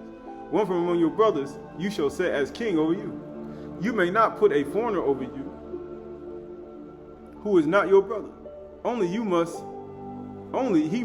not acquire many horses for himself. Right, that's what Shalom did. Remember he had horsemen and all that stuff. Or cause people to return to Mizraim. What do you think all the people looking at Shalom and marrying all the women for? 1,000 women. You're going to cause people to go back to Mizraim in order to acquire many horses. That's the only reason people doing it. Get wealth, money, gain. Since Yahuwah has said to you, you shall never return that way again. He's like, what are you doing? And he shall not acquire many wives for himself, lest his heart turn away. He got 1,000 of them. Nor shall he acquire for himself excessive silver and gold. Man, his wisdom exceeded everybody. And he acquired more silver and gold, more wives than you probably even think of. But yet, he said his heart turned away eventually when he was getting old. Verse 18, and when he sits on the throne of his kingdom, he shall write for himself in a book a copy of this Torah. He had to keep that thing. He's like, what do I need in my purse? I need to keep me a copy of this thing.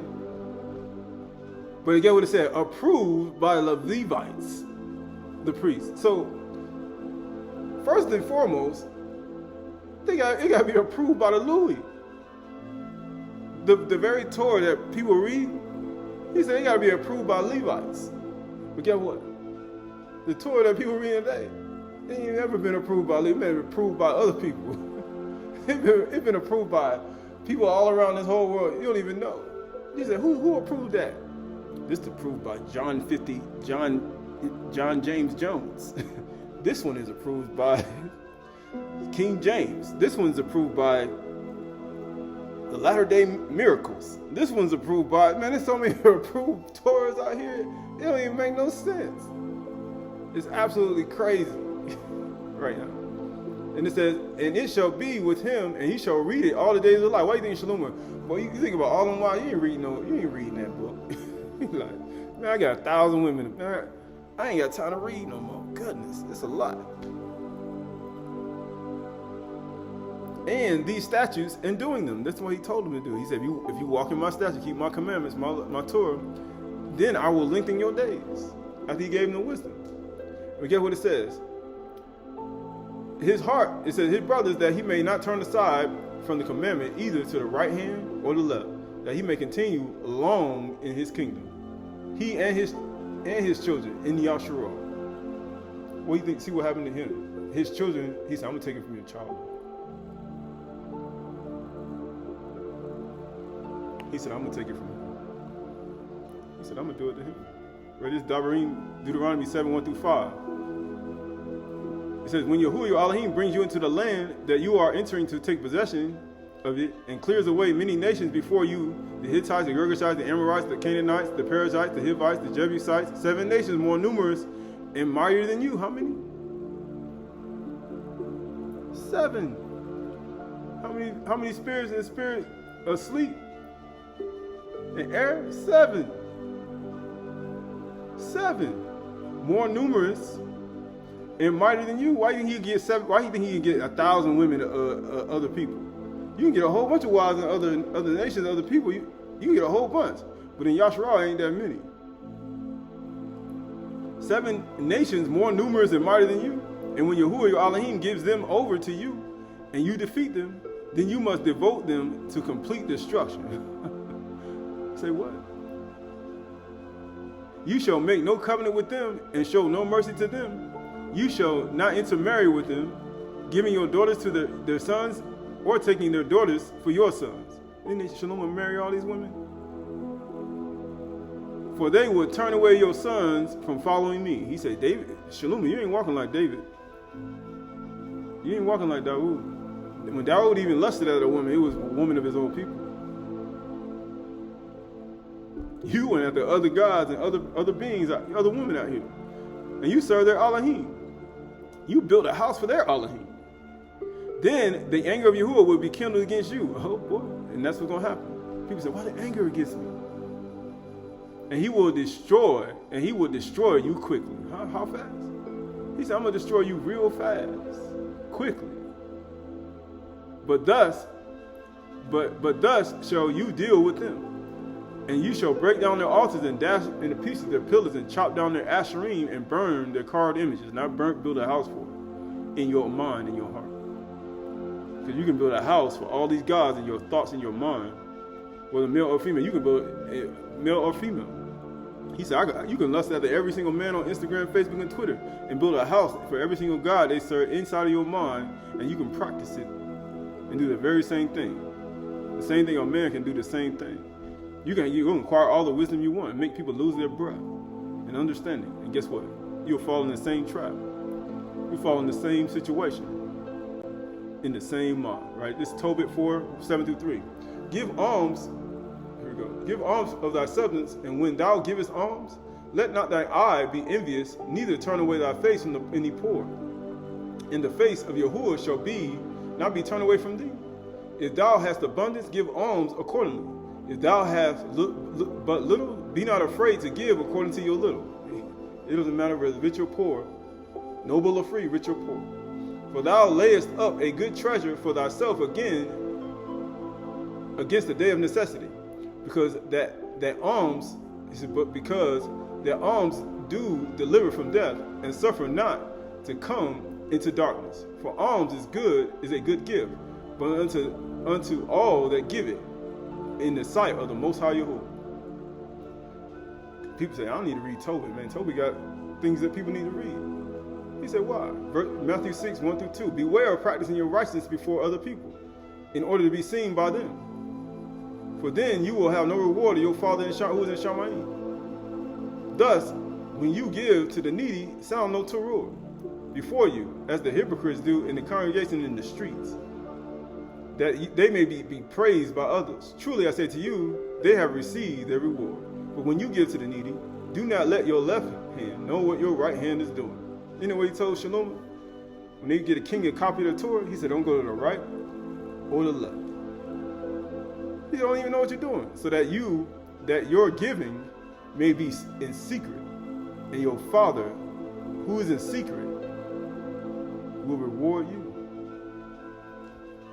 Why? Because that's wisdom. That's understanding. Right, this is the book of Tobit. It's continuing on 4:12-13. It says, beware of all whoredom, my son, and chiefly take a wife of the seed of thy fathers. That's what Shalom didn't do. And take not a strange woman to wife. Why do you think Tobit saying this? Because the people in times past did the same thing. Which is not of thy father's tribe. He said, what are you doing that for? For we are the children of the prophets, Nabi'im, of Nuach, of Abraham, Isaac, and Yaakov. He said, what are you doing? Remember, my son, that our fathers from the beginning, from where? Let what you heard from the beginning abide in you. And if what you heard from the beginning abides in you, you'll be in the Father and the Son. My son, that our fathers from the beginning, even that they all married wives of their own kindred, and were barak in their children. Why? Because your children, your wives ain't going to be foolish and your children wicked. Why? Because they are wise men. Hakma. It says, and were barak in their children, and their seed shall inherit the land. Verse 13, now therefore, my son, love thy brethren, and despise not in thy heart thy brethren, the sons and daughters of thy people. That's what Shalom did. Even though he provided all that food, even though he provided all that for the people, he grew in wisdom, was able to discern between good and evil, between the two prostitutes. He was able to get all this wisdom and understanding to build Yahuwah a house. He was able to make a woman, a queen, a malka from another country and lose her breath. but he despised his own people. Why do you think Yahushua said he was despised and rejected by men? Why do you think they said son and daughters? Why you say that? Because Yahushua was a son. He said he was despised and rejected by men, a man acquainted with grief. He was as one we hid our faces from. That's what Shalom did to his people after he acquired all of that. For thy people, and not taking a wife of them. He said, you despise your people when you do that. He said, you despise Yahushua Mashiach. For in pride, that's one of the spirits of sleep, is destruction and much trouble. Because that is, and you sleep. Because you got pride. And in lewdness and decay and great want. For lewdness is the mother of famine. There'll be famines, wars, pestilence, earthquakes in diverse places. He said that's the mother of famine. Lewdness. How you say evil? That's what happens, right? Right, so this is the book of Yuchanan 12, 27 to 23. Now is my soul troubled. As we always say, what shall I say, Father? Save me from this hour? But for this purpose I have come to this hour. Father, kabod your name. Then a voice came from Shaman, I kabod it, glorified it, and I will glorify it again. Kabod again. Why do you think he did that? Right? The crowd that stood there and heard it said, this that it had thundered. Others said, and Malach had spoken to him. Yahushua answered, this voice has come for your sake, not mine. Now is the judgment of this world. Now will the ruler of this world be cast out. And when I am lifted up from the earth, I will draw all people to myself. And he said this to show what kind of death, what kind of death he was going to die. Why didn't David's son die?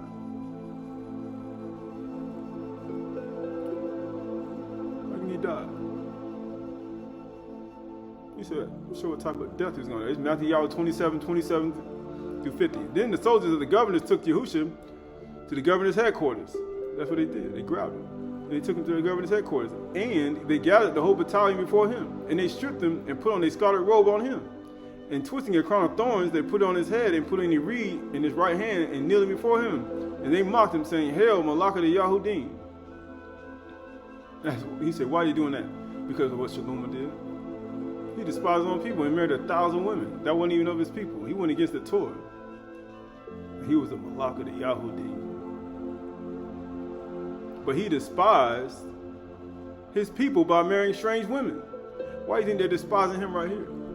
Because Shalom despised his people by marrying strange wives, and he hated his brothers and sisters by marrying other women because he had hated the Torah. And now here's Yahushua getting despised and rejected, and they mocking him as king of the Yahudim. And they spit on him and took a reed and put it in his head. And when they mocked him, they stripped him of his robe and put his own clothes on him and led him away to crucify him. And they went out and found a man of Cyrene by name, compelled this man to carry his cross. When they came to the place called Golgotha, which means a place of skull, they offered him wine to drink mixed with gall, and when he tasted it, he will not drink it. Why do you think David didn't eat nothing or drink nothing? When they came to David, when he was on the ground, he said he wouldn't eat nothing. He wouldn't even eat with us. He wouldn't even drink with us. Why do you think he ain't taking the wine and he ain't drink it? And they offered him wine to drink mixed with gall, and when he tasted it, he would not drink it. And when they had crucified him, they divided his garments among them by casting lots. Then they sat down and kept watch over him there. They sat down and they sitting there watching him. And over his head they put in charge against him, this is Yahushua, the Malach of the Yahudim. Then the two robbers who were crucified him, one on the right and one on the left, those who derided him were wagging their heads. Why? Because when he told the king to sit on the throne, he said, don't even go to the right or the left. He told him, make sure you keep the Torah. He told him, he said, when you sit on your throne, and saying, you who would destroy the temple, verse 40, destroy this temple and rebuild it in 3 days, save yourself. If you are the son of Yahuwah, come down from the cross. So that also the chief priests, Matthew 27:40, and the scribes and elders mocked him, saying, he saved others, he cannot save himself. He the Malach of Yasharah, let him come down from the cross and we'll believe in him. Why do you think they ain't believing him? Why do you think all these things are happening to him? He trusts in Yahuwah. Let Yahuwah deliver him now if he desires him. For he said, I am the son of Elohim, Yahuwah. And the robbers who crucified him also reviled him in the same way. Now from the 6th hour there was darkness over the land until the 9th hour. And about the 9th hour Yahushua cried out with a loud voice, Aliyah, Aliyah, lama sabachthani, my Elohim, why hast thou forsaken me? Why do you think he forsaken me?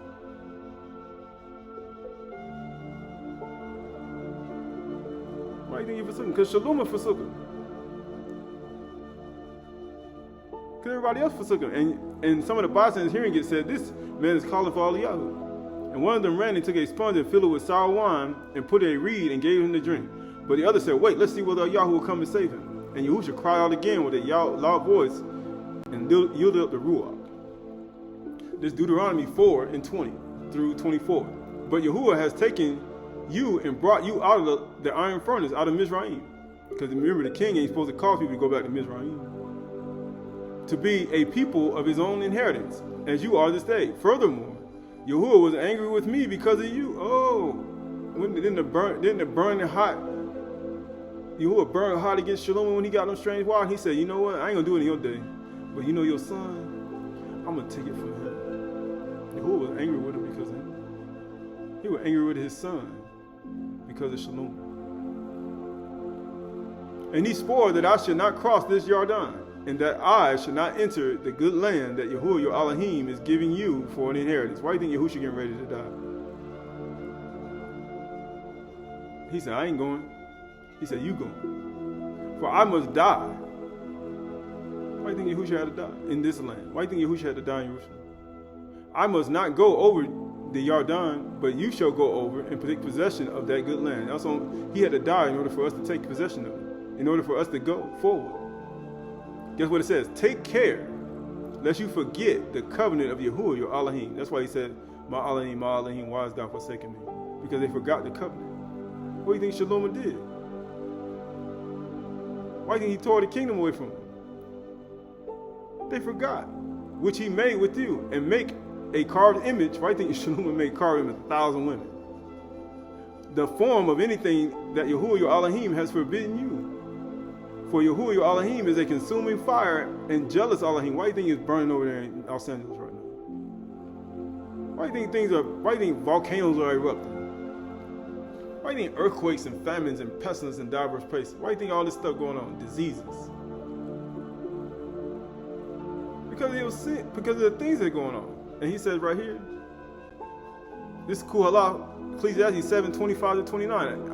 I turned my heart to know and search out and seek Hukmah in the schemes of things. Why? Because Yahuwah said, I'm going to make you more wiser than any other person.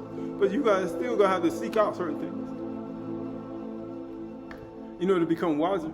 Because everything you see can be something that can be taught. Right? It says, and to know the wickedness of folly and the foolishness of this madness. This is madness, right? He said, these, madness mean like mental disease, non-mental clarity, brain fog. He said, why everybody brain fog? Why everybody got mental diseases? He said, why is this even happening? And guess what he said? As he looked at all of that, this is what he did. And I find, after he sought out all these things, something more bitter than death. Why? The woman, the foreign, you know what I said, the woman? The foreign woman. You know the foreign woman? The foreign woman who don't build her house with hakmuth, and don't have hakmah, the fear of Yahuwah, is what? Whose heart is snares and nets. Why do you think he built all them houses to them 1,000 women? He was snared. He said snares and nets, whose hands are fetters. They like chains. He was working every day. Got to build another house for that one. Another house for that one. Another house. That's why you got billions of dollars, all this money, and he's like, I got to build another one for that guy. I got to build another one for that one. Man, I'm in chains. I'm like a slave. I got to build another one over there. I could fit it over there. I could just move that one over and build another one for her with another God. Get what it says? He who pleases Yahuwah escapes from her. That's what he would not do. How many times Yahuwah talked to him? Twice. How many times Yahushua cried out? Twice. He's like, hey, why are you forsaking me? Yahuwah, what's going on? Because he forgot. Behold, this is what I found. You hear what he said? It snares net, whose hands are feathers. Whoso pleases Yahuwah escapes her, but a sinner is taken by her. Why do you think Yahushua was taken and crucified? Behold, this is what I found, says the preacher, while adding one thing to another and find the schemes of things. He said, that's why you'll never please men. He said, if I yet please men, I'll never be men or women. I'll never be the servant of Mashiach. Which my soul has sought out repeatedly, but I have not found. One man among 1,000 I found. I found a man. Why do you think Yahushua was crucified? But a woman among all these I have not found. Why do you think a virtuous woman? He said a virtuous woman is more precious than jewels. He said, yeah, hard to find that. Who can find one? He said, I can't even find a woman. He's like, look at all the women today. Look at them. He's like, man, they brainwashed. They got so much stuff in their head. They got like all these different gods, songs, lyrics, all these different things. They brainwash, program, they worship all these different gods. They can't even focus. They don't even sing no songs. They don't even got no songs in Yahuwah. They just all over the dang place. Mentally gone. Madness. Gone. He's like, ain't no. Everybody wounded come from broken trees. They say like a seed planted. He said, they got fixed. He said, but Yahushua died. Why did Yahushua die? So we can be fixed. See, this alone I found, that Yahuwah made man upright. He made man, Adam each, both low and high, rich and poor. He made us upright, but they have sought out many schemes. They sought out many gods. They done sought them out. Right? So that word for bitter, he said, I found more bitter than death. Right? I found more bitter than death is mar. Bitterness, water of food, of harlots, end of wickedness, right? Harlots. He said, man, he said, I was bitter. You see this? He said, man, they got so much bitter. He's like, man, it'll have you in snares and nets. He said, bitter. And you know what it said? Angry. Bitterness, chaff, discontent, heavy. Why do you think he told us to lay aside every weight in the sin that so easily get us? Man, you so heavy. He's like, man, you heavy. He said, that's why you bitter, because you heavy. You got a lot of sin you gotta get rid of. He said, I'm heavy. He said, man, I'm 500 pounds in my inner man. He said, man, y'all real heavy, ain't you? He said, mar, right? So why do you think he said, I found more bitter than death? Right here, he said, after this, Yahushua, knowing all the finished, said, fulfill the scripture, I thirst. A jar of sour wine stood there. He said, I found more bitter. It's mar. It's mar. It's heavy. This is a heavy burden he got to bear. So they put a sponge that's full of sour wine and hyssop branch and held it to his mouth. When Yahushua had received the sour wine, he said, it is finished. And he bowed his head and gave it the ruach. He said, I got to die here in this land. But you're going to go over and possess it. And guess what? It is finished, right? This is the book of Proverbs 29:3. And when the righteous increase, the people rejoice. But when the wicked rule, the people groan. He who loves Hakmah makes his father glad. Why do you think Shlomo was making his father glad the whole time? He got all that money. He said, I'm going to give you this. I love you. But a companion of prostitutes squanders as well. What do you think he was squandering? What do you think happened to him in his old age when he started marrying all those 1,000 women?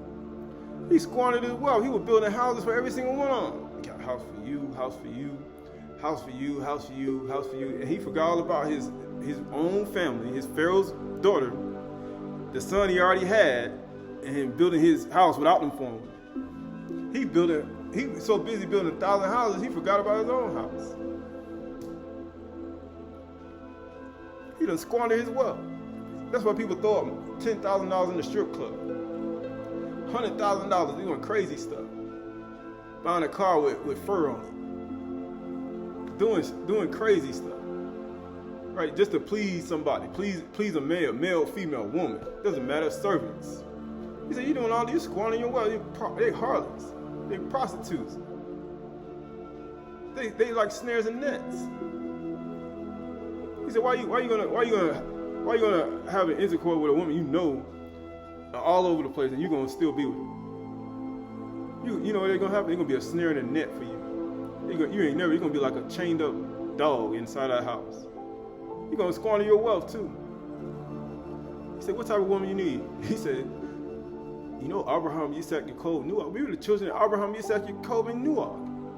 They all marry women of their own people who believe who are their own people. What are you doing? They did not hate and despise their own brothers and sisters, their sons and daughters. Hebrews 5:12-14. For though by this time you ought to be teachers, you know everybody online teaching. Yeah, such and such. Instagram. Oh yeah, such and such. Man, you know what? You need to get rid of that woman. You just need to bang about 10, 15 women and then just go get another one. These are all teachers today. These are the teachers today online. Man, who gonna be with this girl right here? They don't even say marry the woman. They say who gonna be with her. This what they say. Who gonna get with her tonight? They teaching people. These are the teachers today. Man, these are the teachers.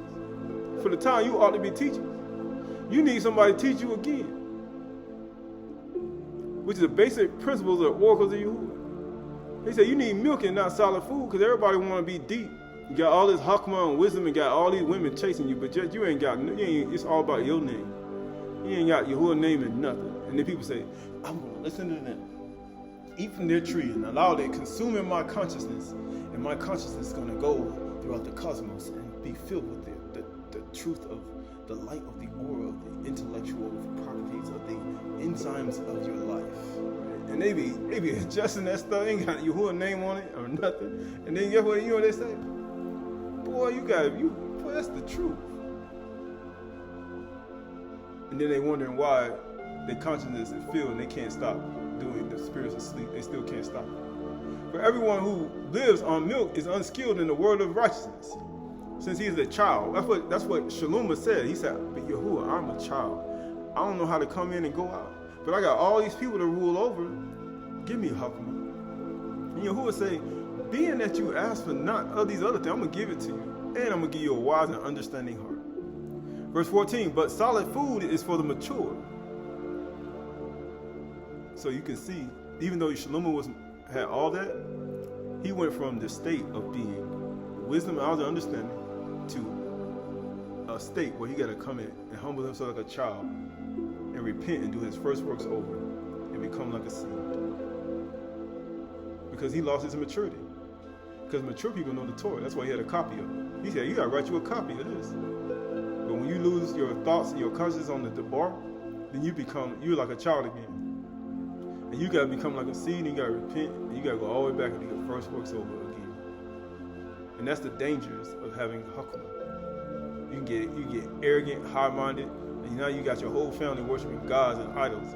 Now you got everybody all over the place. And now you're a slave to your chains and to your Isha. And now you can't even focus. And you building houses to other gods in your mind, and now you can't even focus.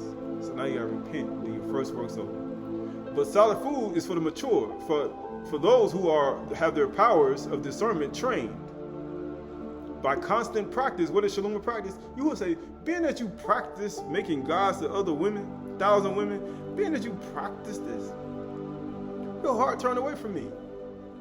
And you forgot how to discern, how you say, Haguru and Tabun, you forgot your Kakam, your understanding mind, you stop practicing. Because you can't just get with Hakma, you gotta keep practicing. In the 7 celestial circles, or you'll get the 7 spirits of sleep. By training constant practice to distinguish between good and evil. That's why Shalom didn't have it. He stopped practicing. He stopped practicing to distinguish between good and evil. It can take over at any minute.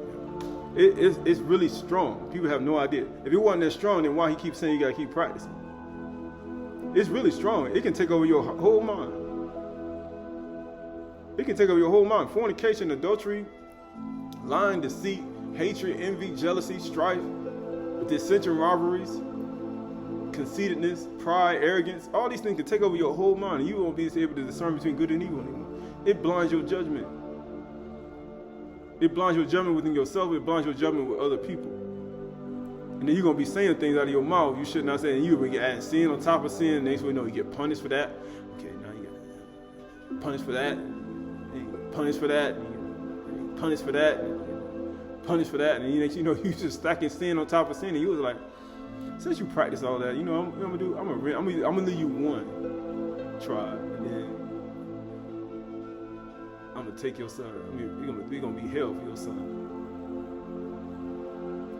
And when he grow up, it's Bereshit 2, 1-7. Thus the Shamaim and Earth were finished, and all the hosts of them. And on the seventh day, Yahuwah Elohim finished his work that he had done, and he rested on the seventh day.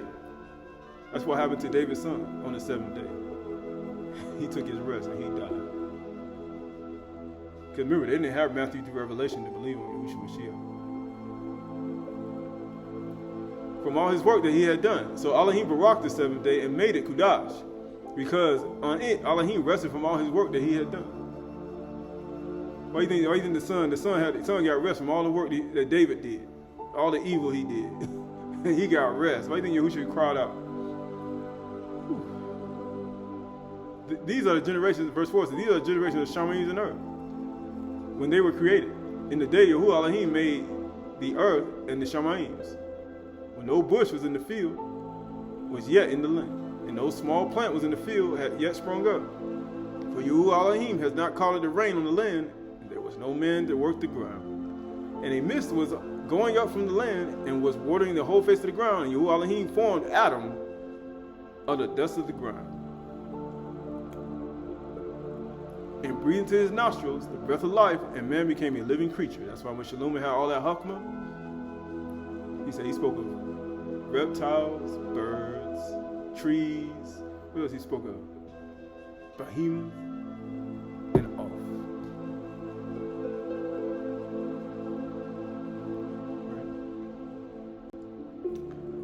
Right, that word for ground is Adama. The ground, the land. Of course we know that. Redness. The black, brown man, red man. Black, brown man, red woman, black woman. Blue, black, peach. Everything descends out from them. Right? It goes down the line, from the, all the way to the lowest part. Just pure Snow White. All the way down. All of it, right? So it's Matthew 12, 43-45. When an unclean spirit goes out of a person, it passes through the waterless places seeking rest. What do you mean waterless? It's drought. Any place there's no water, as rain and snow comes down from Shamaim, so that the Barbie that goes around, they looking for a place that ain't got no moisture. A place that has no fruit-bearing trees. Finding, but finds none. Right? He goes it passes through the waterless places seeking rest, but finds none. So why do you think all them people in the desert, they were overthrown in the desert when they came out of Mizraim? They said, ain't no water here. And guess what the unclean spirits did?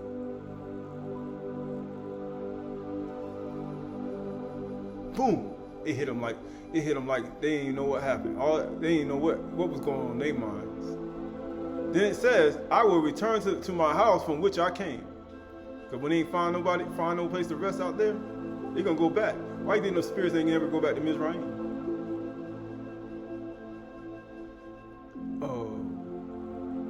Why do you think you stay with the people all the way through to the end? You was like, I got to kill these people. Because for some reason, these spirits keep finding rest inside these people. So therefore, they won't go back to Mizraim where they came from. So therefore,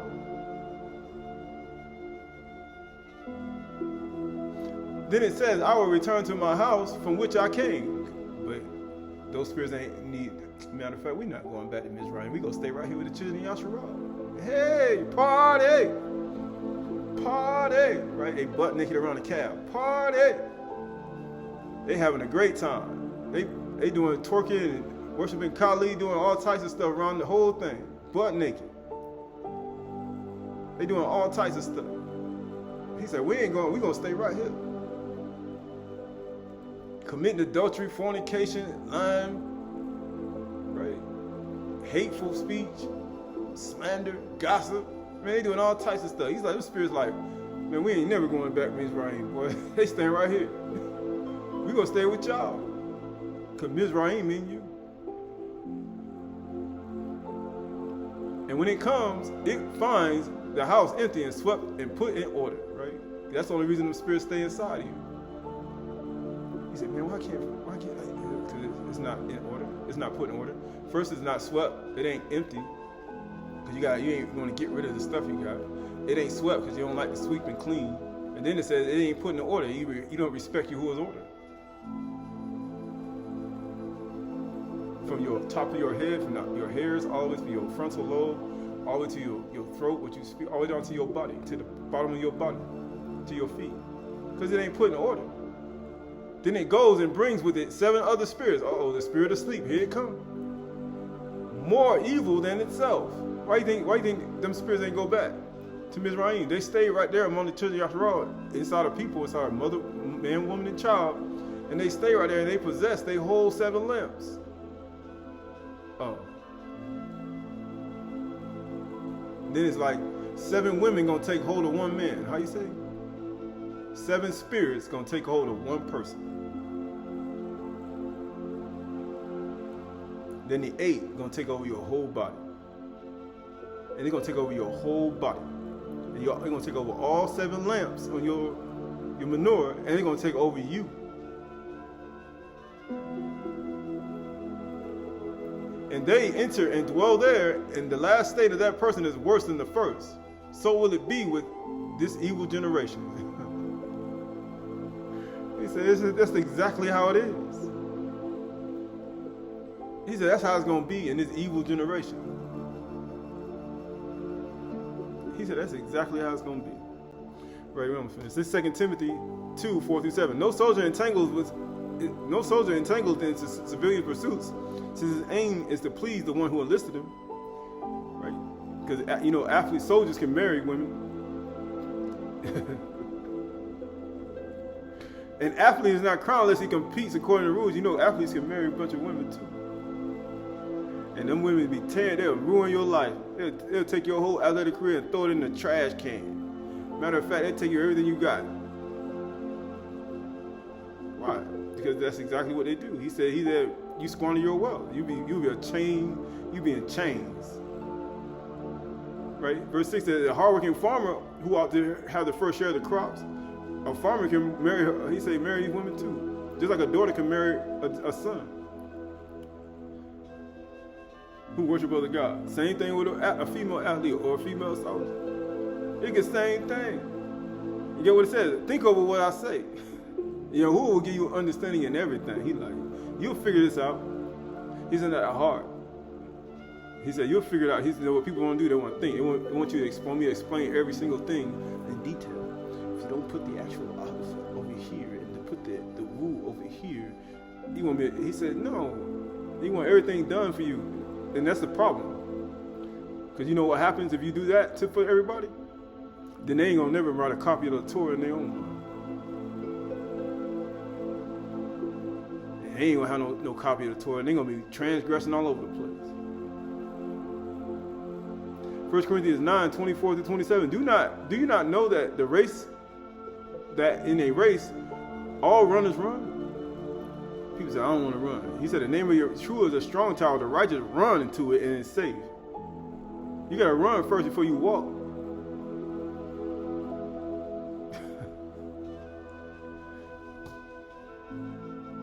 You got to run before you walk.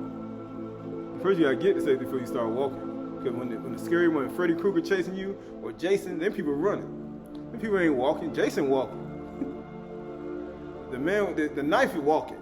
You running for your life. Right, from what? Quiet place when things start running, you running. To get to safety. Then when you get safety, you start walking around. And you ain't sitting around just sitting there walking and looking at them. For what? You running. So run that you may obtain it. Every athlete exercises self-control and all things. He said, you gotta run from this type stuff. You gotta run from these women. You gotta run from these type men. You gotta run from these type people. He said, I want to be with a man who slept with 1,000 women and not marry not one of them. Are you out of your mind? I want to marry a man who slept with 50 women and he ain't married not one of them. I want to marry a man who slept with 10 women and ain't not married one of them. I want to marry a man who slept with 5 women. And ain't married now. I want to marry a man who slept with 3 women and fornicated. He ain't married on 2 women. He said, are you crazy?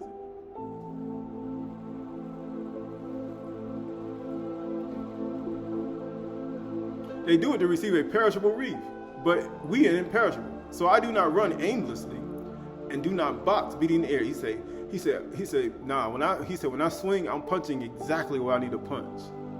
But I discipline my body. This was Shalom didn't do. And keep it under control. This is why you gotta control yourself. Lest after preaching to others, I found a preacher, I found a man, but I could not find a woman. But I found one bitter than death, though. After I searched out all the wisdom, I searched out all the demons, I searched out all the spirits, I searched out the underworld, the unseen world, the cosmos, the Kia. I searched out all these things. He said, man, I searched out the reptilian, the Orion group, all this crazy stuff out here.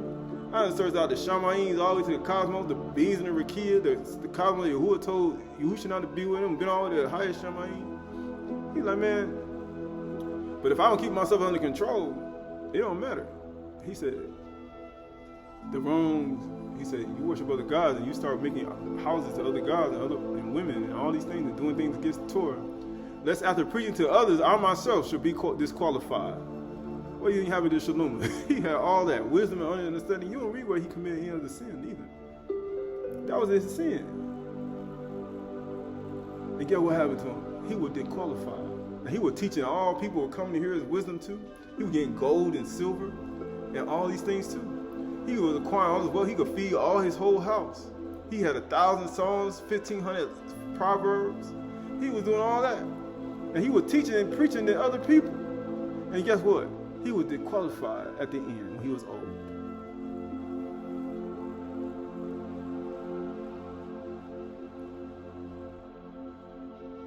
Right? When he was old. This is Ukanan 10, 7 through 18. So Yahushua said to them, truly I say to you, I am the door of the sheep. All who came before me are thieves and robbers. Why do you think Shalom was thieves and robbers? He said, you're a thief and a robber. Because Yahushua was a prince of peace. But he was just showing you why Yahushua is the true prince of peace, the ruler of peace. I am the door of the sheep. All who came before me are thieves and robbers, but the sheep did not listen to them. I am the door of the sheep. If anyone enters by me, he will be saved and will go in and out and find pasture. Didn't Shalom say, I don't know how to go in and out? So who he needed in order to learn truly how to go in and out and to have a discerning, understanding heart. He needed Yahushua Mashiach. He needed him. And you need him too. I am the door of the sheep. If anyone enters by me, he will be saved and will go in and out and find pasture. The thief comes only to steal, kill, and destroy. Why do you think Shalom was taken over by? He said, man, your whole house going to destruction. That's the only reason. He's coming to steal, kill, and destroy. That's the only reason Satan coming, because you got a whole bunch of stuff. You acquire wisdom, knowledge, understanding, got all your things, you're starting to prosper. And Satan only coming to steal, kill, and destroy. That's the only reason he coming. What else he coming to do? Love you? Give you a nice hand, hug? No.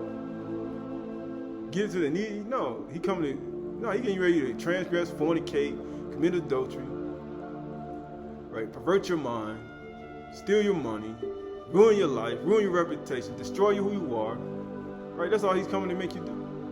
I came that you might have life and have it more abundantly. You should keep the commandments, laws, statutes, and judgments, and I'll lengthen your days. Did he say that to Shalom if he walk in my statute? He said that to him. I am the good shepherd. You should I'm the good shepherd. The good shepherd lays down his life for the sheep. He who is a hired hand and not a shepherd does not own the sheep. See the wolf coming and leaves the sheep and flees, and the wolf snatches them and scatters them. What do you think happened to Shalom's kingdom? He married 1,000 women, and he said, I'm going to scatter your whole kingdom, and I'm going to give you one tribe. And he despised, as Tobit said, his own people and their sons and daughters, and married strange women of other people. And he was not supposed to do it, according to the Torah. He flees because he is a hired hand and cares nothing for the sheep. Why do you think Shalom was doing that with 1,000 women? And Yahushua warned him twice. Don't do it, don't do it, don't do it. He only did it twice. After 1,000 times, Yahuwah only warned him twice. Not 1,000. Yahuwah not warning you 1,000 times. He only going to warn you twice in your progress. And then after that, it's over for you. said, man, y'all got 2 warnings. And he said, man, that's 2 warnings they got. That's it after that. If you don't take it after that, it's like, man, you better run for your life. Run for you. He coming. I am the good shepherd. People are like, man, he gave 2 warnings to California. Like, he did. And they ain't gonna repent either. So you might want to run for your life. I know my own, and my own know me. Just as the Father knows me, and I know my Father, I lay down my life for the sheep. And I have other sheep that are not of this fold, I must bring also. And they will listen to my voice. Huh? Then Shalom was able to hear his voice, an understanding heart. And Yahuwah warned him twice, and he will not listen to his voice anymore. So there will be 1 flock and 1 shepherd. For this reason, the Father loves me, because I lay down my life that I may take it up again. No one takes it from me, but I lay it down for my own accord. I have authority to lay it down, and I have authority to take it up again. This charge I received from my Father. Right. There's Amos 3-5. Hear the word of Yahuwah has spoken against you, O people of Yasharal, against the whole family that I brought out of the land of Mizraim. You only have I known of all the families of the earth. Therefore I will punish you for your iniquities. Do 2 walk together unless they agree to me? Why do you think Yahuwah was peering to Shalom at night in a dream? Does a lion roar in the forest when he has no prey? Does a young lion cry in his den if he has taken nothing? What did Shalom speak of? He spoke of trees. You hear that here? He spoke of beasts of the earth, birds. He had much wisdom. Chokmah. Does a lion cry out from his den if he has taken nothing? Does a bird fall in a snare on the earth when there is no trap for it? Does a snare spring up from the ground when it is taken nothing? Is a trumpet Turah in it? Is a Turah blown in a city and the people not afraid? Does disaster come to a city unless Yahuwah has done it? For Yahuwah Elohim does nothing without revealing his secrets to his servants and Nabi'im, his prophets, prophetesses. The lion has roared. Who will not fear? Yahuwah Elohim has spoken. Huh? For there's no one greater who fears Yahuwah. He said the lion already has roared. Who can but prophesy? Declares Yahuwah. Who can but do it? Right? Going to verse 9. It said, proclaim to the strongholds of Ashdod, to the strongholds of the land of Mizraim. Skipping down to verse 14. Hear and testify against the house of Yaakov. Verse 13. Declares Yahuwah Elohim, the Elohim of hosts, that on the day I will punish Yasharal for his transgressions. I will punish the altars of Bethel, and the horns of the altar shall be cut off from off the ground and fall to the ground. How does a horn of an altar be cut off and fall to the ground? An earthquake. I will strike the winter houses with the summer houses. An earthquake. And the houses of ivory shall perish, and the great houses will come to an end. How does Yahuwah destroy houses? Earthquake, fire, storms, winds. He said it's coming to an end. He said that's what he do. He said all these signs shall go. He said, what are these signs? That Yahuwah is angry. That's all it is. It's just showing Yahuwah mad, upset. Tahalim 50, 16 through 23. But to the wicked, Yahuwah says, what right have you to recite my statutes and keep my covenant? What right have you to be teaching my people? You all fornicate. You commit adultery. You tell people to fornicate. You tell people to commit adultery. You're like how you say, Absalom's advisor, NFL. Go out and fornicate about 10 women, then go get married. Yeah, go ahead and get the soul ties from 10 women. Destroy your life, destroy your mind, your heart, and your mind with Yahuwah, and then get married. And then when you get that woman, you're going to destroy her too. What do you think? That's the pattern you're going to have. You're going to sleep with 10 women, fornicate, commit all these things, these acts and soul ties, and then you're going to marry somebody, and you ain't even properly cleansed your life, and you ain't found Yahushua in the Torah, and then you're going to marry somebody, and then you expect your relationship to continue good. No, it's not going to happen. He said, what right have you to recite my... Then they want to quote a scripture out of the Torah that ain't got nothing to do with them. And then it says, for you hate discipline, and you cast my words behind you. He said, you don't even listen to him. If you see a thief, you plead with him. You keep company with adulterers and fornicators and liars, proud-hearted individuals who all got the spirit of sleep, who idol worshippers, who built houses to idols and goddesses. He said, you a companion with me, and gods and other gods. You build houses for male and female statues. You give your mouth free rein for evil. Your tongue frames deceit. He said, you sit and speak against your brother, you slander your own mother's son. These things you have done, and I have been silent. You thought I was one like yourself. You thought I'd do that stuff? But now I rebuke you and lay charge before you. Mark this.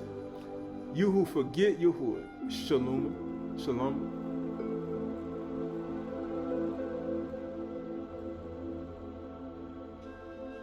Lest I tear you apart, Shalom, your kingdom. And there be none to deliver. I won't do it in your days. I'm going to do it in your son. These, the one who offers thanksgiving to God as a sacrifice, glorifies me. To the one who orders his way rightly, I will show him the salvation of Yahuwah. Why do you think David repented? He said, you ain't doing what David did. I would want David. I only told David once. By Nathan, boom, he repented. I told you twice and you still ain't listening. So you know what? David found peace and he made you. But you know what about you? I ain't gonna do it. I'm gonna leave you some, but at the same time, I'm gonna give it to him. I'm gonna get your son. This Galatians 5:7-15. You were running well. Who hindered you from obeying the truth? This persuasion is not from him who calls you. A little leaven leavens the whole lump. Why do you think that little bit that he did? He leavened his whole life. Shalom had all that greatness. And then guess what? That leaven, man, that thing tore his life apart. Woo!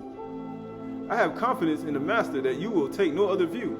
And the one who is troubling you will bear the penalty, whoever he is. Why do you think Yahuwah will punish them? But if I, brothers, still preach circumcision, why am I still being persecuted? Why did Yahuwah tell Shalom to cut that stuff off? And go read that Torah again. You know you got a copy of it. You know you can go over there and read it. A couple days you can fast and give yourself over to prayer and wait for that little urge to build houses to other gods and marry foreign women to die within you, and you can return back to me. You know you could have did that, but you didn't. Why am I still being persecuted? In that case, the offense of the cross has been removed. I wish those who unsettle you would emasculate themselves and cut themselves off. You were called to freedom, brothers, but only do not use your freedom as an opportunity for the flesh. Shalom. But through love, serve one another. Why do you think he despised his own brothers and sisters and their families by marrying foreign women and doing his own thing? And he the ruler. For the whole Torah is fulfilled in one word: you shall love your neighbor as you love yourself. Why you ain't married that? Why you married foreign women? What happened to your own people? Is there not a daughter from your own people you could have built a house for? You see that? You got all the riches, all that money, and you could have built a house for 1,000 people in your own kingdom, for people and for the poor and the needy in your own kingdom. But you built it for women and foreign gods, and you wasted your goods. And you could have did it good deeds to the people of your land.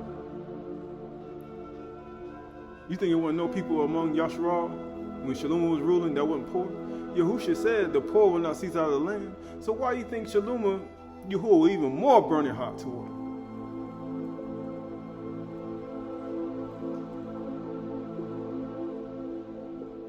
But it says, if you bite and devour one another, watch out, and you are consumed by one another. Watch out. Right? This Galatians 5:16-21. But I say, walk in the Ruach, and you will not gratify the desires of the flesh. That's why you got to walk in the Torah. For the desires of the flesh are against the Ruach, and the desires of the Ruach are against the flesh.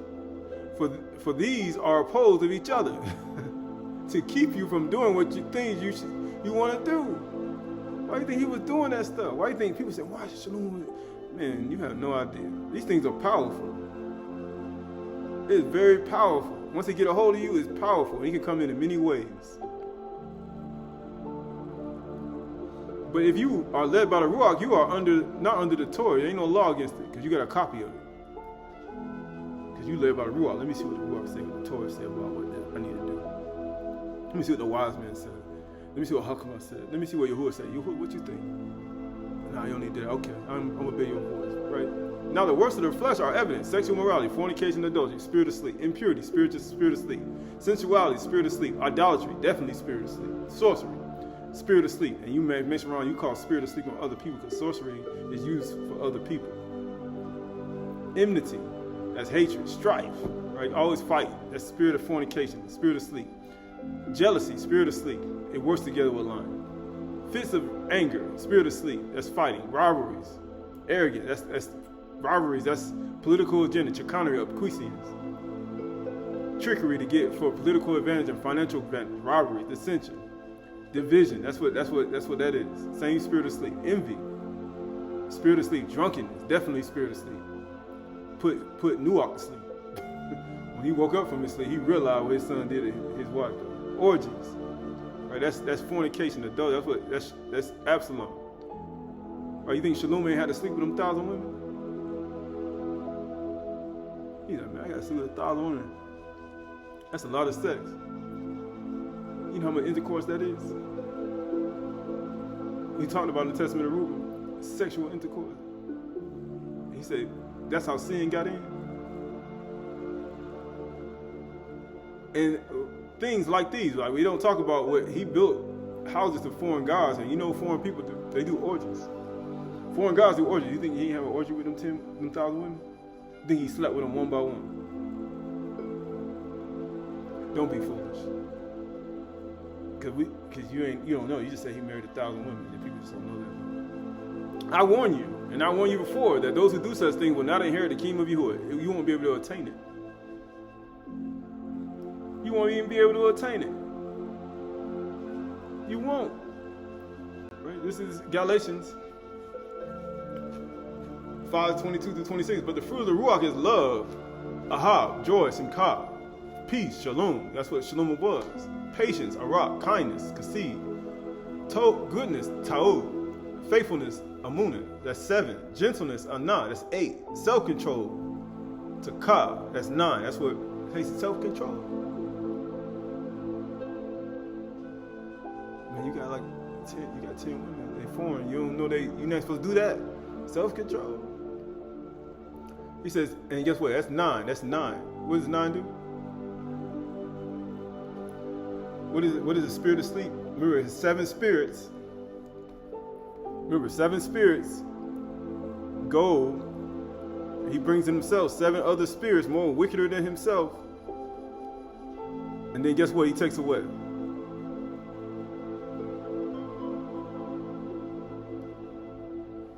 When the 8th spirit come in. Gentleness. That's the 7th, that's the 8th one. It takes away your gentleness. And guess what? Self-control. Guess what you lose? Your self-control. And that's 9. Why do you think Yahushua died at the 9th hour? That's the 9th one. Self-control of the fruits of the Ruach. And guess what happens? How you say you're not rolling on the 9 no more. On the wheel of time no more. He said, ain't no more of that. He said, you ain't rolling on the 9 no more. You ain't rolling, man. You lost all self-control. Against such, there is no Torah. Ain't no law for this. Ain't no law against no fruits of the Ruach. Ain't no law against it. But when you get these other 7 spirits and your house is swept and garnished and you dry in the dry place and you ain't got no fruit, then guess what those evil spirits do? He coming back with 7 other spirits. You cleaned it out. You fasted and prayed and you killed them out. You swept it out and you cleaned these demons out of you. Then guess what happened? Them demons come back. You know what? You come with 7 other. That one spirit that left, he come with 7 other people. Take over them 7 spirits, them 7 ruachs you got, them 7 fruits you got. And then he gonna make you lose all self-control and he take over your body. And you're like, why I can't stop? Why I can't do this? Why I can't do that? Because you ain't fast long enough to kill him.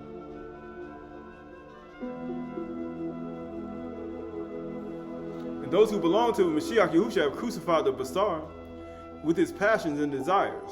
How you gonna crucify something? Just like David when he fasted, he said, while the child was alive, I fasted. But when the child was dead, what's the point of fasting anymore? I killed it.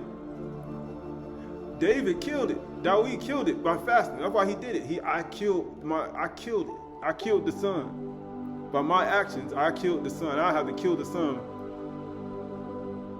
You got to kill the evil inside of you. You got to crucify the flesh with its passions and desires. He said, once you do that, what you fasting for? Go eat some food. Enjoy yourself. Be joyful. Aha, peace, shalom. Some people won't. Once you get it out, it's like, man, go be joyful, be peaceful, be shalom, have patience, have kindness, have goodness, have faithfulness, practice these things. Because if you practice other things, it's going to happen. Those other things are going to grow. Start practicing that. Need self-control. Then there ain't no Torah going to come out and be like, man, you just condemned me. Man, I'm convicted. That ain't going to happen. It's not going to happen. Then you ain't got to do all that, repent and do your first works over again. You ain't got to have to do it no more. He said, why am I teaching this? Because it has to be taught. He says, verse 25, we live by the Ruach, let us keep in step with the Ruach. Let us not become conceited, provoking one another, envying one another. All right, so it says, verse 24, and those who have belonged to Mashiach, Yahusha, have crucified their flesh with its passions and desires. That word for passions is, it's G 3806. It means something undone, hardship, pain, an emotion or influence, affection, affliction, motion of suffering. What does fasting do? Hardship and pain. Like, you've been through some hardships in your life? He said, well, you got to crucify this stuff inside of you. Emotions that you have, things that cause you to go, influences, anything influencing you. Affection, some type of affection that people have for a past life or things in the past. He said these things have to be crucified. These things, if they're causing you to go outside of these fruits, he said no. Influence, still got influence on your life. Right, so the word for desires is epithumia. It's G 1937, epithumia, a longing for what's forbidden. So do you have something that you long for that's forbidden by Yahuwah in his Torah? It says desire of lust. He said you got to clean that out, right? He said you have to clean that out, right? They have concupiscence in them. For G 1937, epithumia, concupiscence. Concupiscence is strong sexual desire and lust. He said you gotta kill. If it's really strong, the sexual desire for lust and fornication and adultery and all types of things and viewings and musing upon, he said you gotta kill that stuff. You gotta crucify it, and you gotta keep staying in the state until it's dead, and you can't be afraid to die.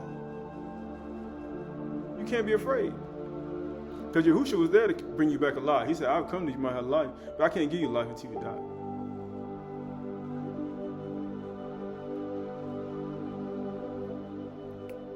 I can't give you life until you die within to these behaviors, hardship and pain.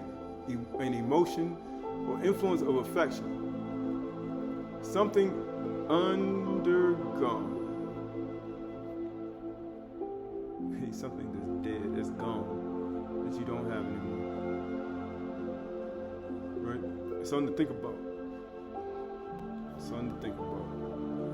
This Dead Sea Scrolls column 6, 4Q257. These are the paths in the world that enlighten the heart of man. Straighten out in front of him all the paths of true justice, not impartial judgment. Establishing his heart respect for the priests of Elohim and their ruach of meekness, of patience, of generous compassion, eternal goodness, intelligence, understanding, potent wisdom, which trusts in all the deeds of Elohim and depends on his abundant mercy. A ruach, he says, a ruach of knowledge and all plans of action, because you got to put some action toward this stuff. An enthusiasm for the creeds of justice, not impartial judgment, and set apart plans with firm purpose of generous compassion with all the sons of truth, of magnificent purity which detests all unclean idols. Magnificent purity. Now you see why Shalom, Yahuwah was angry with him. of careful behavior and wisdom concerning everything. Well, Shalom had all that hukmah, but he wasn't concerned concerning in behavior and wisdom concerning everything once he found his little lust, his idols, and his foreign women. Just like a woman can find their lust, their idols, and their foreign gods, and all things. Of concealment concerning the truth and the mysteries of the knowledge. These are the foundations of the Ruach, the sons of truth, in the world. The spirits, and the reward of those who walk in it will be healing. Plentiful peace. How do you think Dawid found peace? He named his son peace. In a long life. Why do you think Shalom, he said, walk on my commandments, my statutes, and my laws like David did, I'll link in your life. After you do all that. I give you chakma too. I give you riches and honor and all these things that you desire. Fruitful offspring with an all everlasting barak. Isn't that what Dawid got after he did a repentant? He got an offspring, and he's fruitful. And guess what? What happened to his fruit though? At the end, though, his son started to pervert the fruit. Eternal enjoyment in this life, and the crown of kabod and majestic raiment in eternal life. However, the ruach of deceit belongs what? Greed. Sluggish in the service of injustice. That's what Shalom is. That's why he had time to build 1,000. You sluggish in the service of judgment, wickedness. Your children wicked. Falsehood, liar, pride, spirit of sleep, haughtiness of heart, spirit of sleep, dishonesty, spirit of sleep, trickery, cruelty, much insecurity, impatience, much foolishness, impudent enthusiasm, for appalling acts performed in lustful passion. Right? These things have to crucify in yourself. They have to die. Filthy path in the service of impurity, blasphemous tongue, blindness of eyes, spirit of sleep, hardness of hearing, stiffness of neck. And then Shalom was hard of hearing. Yahuwah spoke to him twice. Stiffness of neck. His neck got stiff. Hardness of heart, to walk in the paths of darkness and evil cunning. That's what happened to him. And the visitation of those who walk in it will be abundance of afflictions by the hand of a Malachia of destruction. That's what happened to Shalom. And for eternal damnation by scorching wrath of the Elohim of vengeance, for permanent terror and shame. We still talk about it to this day.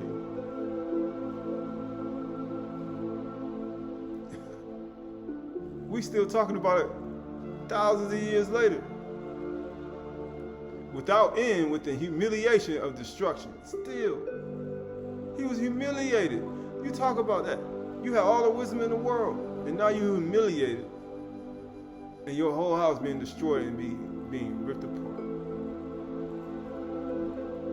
by fire. What do you think is happening right now? This place is on fire right now. Of the dark regions. What do you think going on? The dark regions are, people saying, what's going on?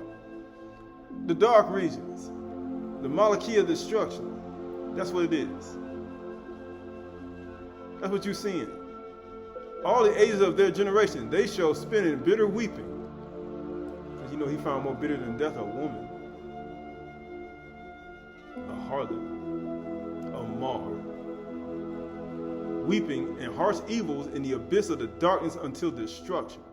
So we think you're ready to happen. He said he ain't finished yet. Without there being, without being a remnant or survivor for them. He said he need to run for your life. He said you need to run for your life. This Romans 12, 1-2. I appeal to you, therefore, brothers, by the mercy of Yahuwah, that you present your bodies a living sacrifice, chdsh, and acceptable to Yahuwah. Right then Yahuwah said, I put away your sin today, which is your spiritual worship. Do not be conformed to this world, but be transformed by the renewing of your mind. Keep saying, I knew all this already. He said, once you go through it again, you read it again, you find more. You read other things, you'll find even more. You keep going, you find more. That you may discern, that you may have an understanding heart. Like Shalom, an understanding mind. How you say, an understanding heart. Hagaruth, Tabun, Hakman, Hakma. That you may be able to discern what is the will of Yahuwah. That's what Shalom has lost it. He like, man, Yahuwah spoke to me twice. He was like, I've been talking to you since 1,000 times. You know, build all these houses and you ain't helped the poor not one dang time. I was sitting there talking to you behind for, you know how long it take you to build 1,000? I was talking to you. I spoke to you 1 time, you ain't stopped. 2 times, you still ain't, and you still kept going. He said, what is good and acceptable and perfect? He said, none of that stuff was acceptable. This is 1 Timothy 6, 3 through 10. 6, 3 through 10. If anyone teaches a different doctrine, does not agree with the sound words of the Don Yusha Mashiach and teaching that accords with righteousness, godliness, he is puffed up with conceit and understands nothing. He has an unhealthy craving for controversy and quarrels about with words which produce envy, dissension, slander, evil suspicions, and constant friction among people who depraved in mind and deprived of the truth, imagining that righteousness is a means of gain. You see all that gain that Shalom had? He's like, man, you had all that. But guess what? He thought that gain was his righteousness. After a while, he's like, I got 1,000 women, 1,000 houses, 1,000 gods. He thought that still was righteousness. Until Yahuwah said, you know what? Hey, I'm going to destroy everything you got. And I'm going to take that stuff from you. But for your servant David, but for your father's sake, I ain't going to destroy you completely. But righteousness with contentment is gain. Now you see why. He tells you when you get rich, he said, think on poverty. For we brought nothing into this world, and we cannot take anything out of the world. Can Shalom take any of that stuff out of this world? He made and everything he had out of this world? No. He didn't bring none of that stuff. You can't take it with you. But if you have food and clothing,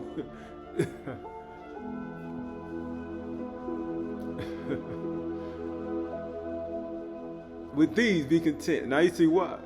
This has nothing to do with, oh, I can't get any riches. But he like, just be content with food and clothing, because if you know your flesh, you know who you are. And you think about David.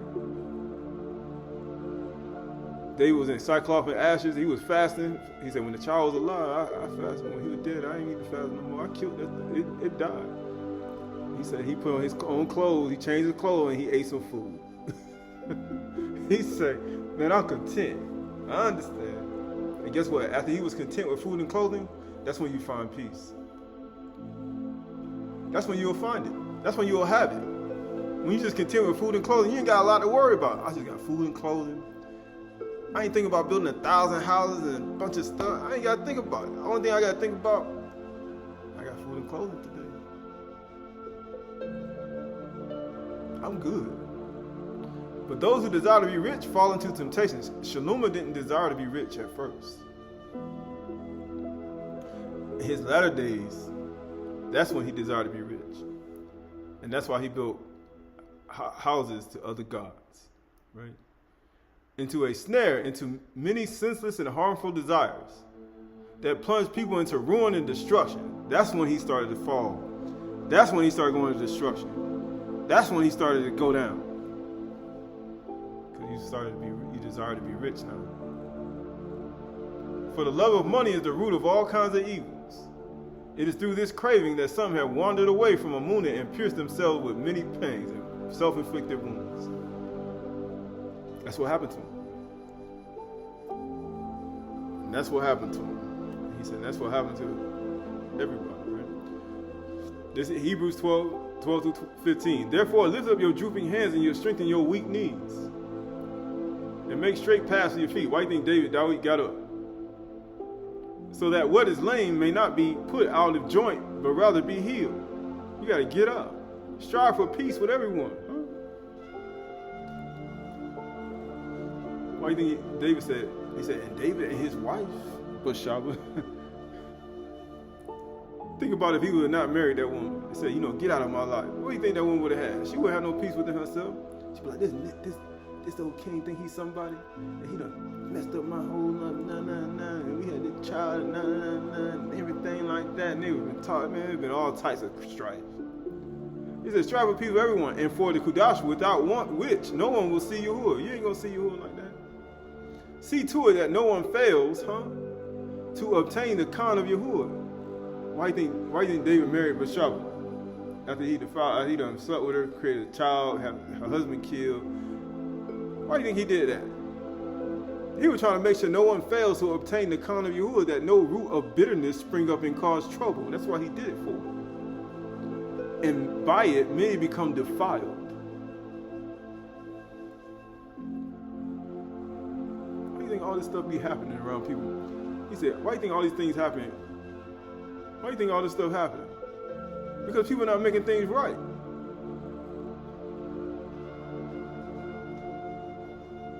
He say, people are not making things right. Right? This is Psalm of Shalom 12, 1 through 6. Psalms of Solomon. Yahuwah saved my soul from the criminal and the wicked man, from the criminal and slandering tongue who speaks lies and deceit. The words of the wicked man's tongue is twisted in so many ways. They are a fire among a people and scorches his beauty. What do you think happening right now? He visits and fills homes with a false tongue. What do you think happened over there? Don't them productions and all that stuff fill houses with a false tongue? They cut down trees of joy. Don't they do that? Playing with people's emotions. Inflaming criminals by slander and incite homes of fighting. And don't they do that? Through their words, may Elohim remove the lips of the criminals in confusion far from the innocent. And may the bones of the slanderers be scattered far from those who fear Yahuwah. So how far you need to get away? May Yahuwah protect the quiet person who hates impartial judgment. May Yahuwah guide the person who lives peaceably at home. May the salvation of Yahuwah be upon Ashr'y, his servants forever. May the wicked person perish once and for all before Yahuwah. And may Yahuwah's devout inherit Yahuwah's promise. This is Nazarene, Acts of the Shalakim, chapter 17, suggestions of the old serpent. Above all, therefore, you ought to understand the deception of the old serpent. His cunning suggestions will deceive you as it were by prudence, as by sword creeps through your senses and deceiving you a great gain. Why do you think Shalom? But you see all that gain that Satan was getting from him? He had 1,000 women, 1,000 idols, 1,000 houses, and he didn't give nothing to the poor. He ain't built nothing for the poor and the needy. So therefore, Satan was moving. He said the spirit was moving. Look at that. Well, I'm prospering. Therefore, he enunciates in your minds opinions of Elohim, whatsoever kinds, only that your sin is his comfort. Why do you think Yahuwah was warning him for 2 times? It was his comfort. He was comfortable doing that. Satan was all in his consciousness. For his immorality was condemned from the beginning to eat dust. For that he caused you again to be resolved from the dust, him who was taken from the dust, even to the time when your beings were restored. Skipping over. From him therefore proceeds all errors and doubts. The spirit of error and the spirit of sleep comes from him. And if you doubt him, it comes from him. By which you are driven from Amunah and belief in one Elohim Yahuwah. That's why Shalom was driven away and he had 1,000 gods in his consciousness. And he put action to it. And he made them reality. He said he manifested it. How they say they manifest their destiny, they manifest their life. Yeah, he manifested it. ODE Shalom 6, 1 through 6 through the Pseudepigrapha, Volume 2. As the wind moves through the heart and the string speaks, so the Ruach, Yahuwah, speaks through my members. And I speak through his love. For he destroys whatever is foreign, and everything is of Yahuwah. He's destroying this stuff. Everything that's foreign inside of you, these foreign gods, these foreign women, these foreign men, these foreign ways, these foreign thinking, part patterns, these understandings. For thus it has been from the beginning. That's what Tobit said. From the beginning, your people, they only marry people of their own people. What you doing? And will be unto the end, so that nothing will be contrary and nothing will rise up against him. Why do you think Yahuwah had to cast him down? He's like, man, okay, he got 1,000 of them, so now he's trying to rise up against me now. And he turned away his heart. It rose up in his mind and it turned away his heart. Yahuwah has multiplied his knowledge and was zealous that those should be known, which through his Khan has been given to us. It's been given to us, right? This is Ode Shalom, Odes of Solomon 6 through 10. For I announce peace to you, his Kudash ones, so that none of those who hear will fall in the war. And also those who have known him may not perish, and so that those who receive him may not be ashamed. And every lasting crown of truth, Barak, are they who set it on their head. It is a precious stone. Why is it the stone which the builders rejected became the head of the corner? For the wars were on account of the crown. But righteousness has taken it, has given it to you. It'll be your righteousness to keep his commandments. That's the only people who take it. We're taking it back. Put on the crown in the true covenant of Yahuwah, and all those who have conquered will be inscribed in the book. You got to conquer yourself. You got to crucify and put it to death. He said, you told Timothy, pay attention to the teaching. You both say yourself and those who hear you. We almost finished. Verse 12 says, for their book is the justification which is for you, and she sees you before her and wills that you will be saved. It's Odes of Solomon 25, 1 through 12. I was rescued from my chains, and I fled unto you, O my Elohim, because you are the right hand of salvation and my help. What month is this? The 10th month, open right hand. You have restrained those who rise up against me, and they did not appear again, because your face was with me, which saved me by your Khan. But I was despised and rejected in the eyes of many, and I was in the eyes like a lead. You ever had lead in your eye? And I require strength from you, your help. He says, a lamp or menorah you set for me both on my right and my left.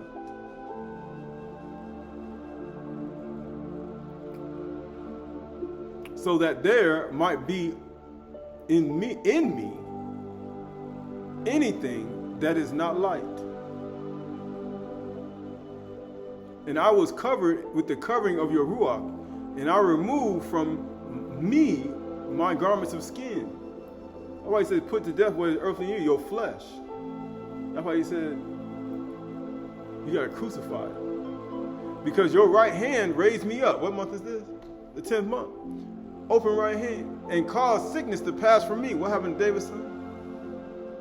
His son died because he was sick. But guess what happened to David? He was made clean and he found peace. And I became mighty in your truth, and Kudash in your righteousness. And all my adversaries were afraid of me. When they afraid of Shalom, when he got all that Hukmah, he said the Ruach of Hukmah is on this person. And I became the master by the name of Yahuwah. Why do you think it says every Yahusha, every knee shall bow, every tongue will confess that Yahusha is master.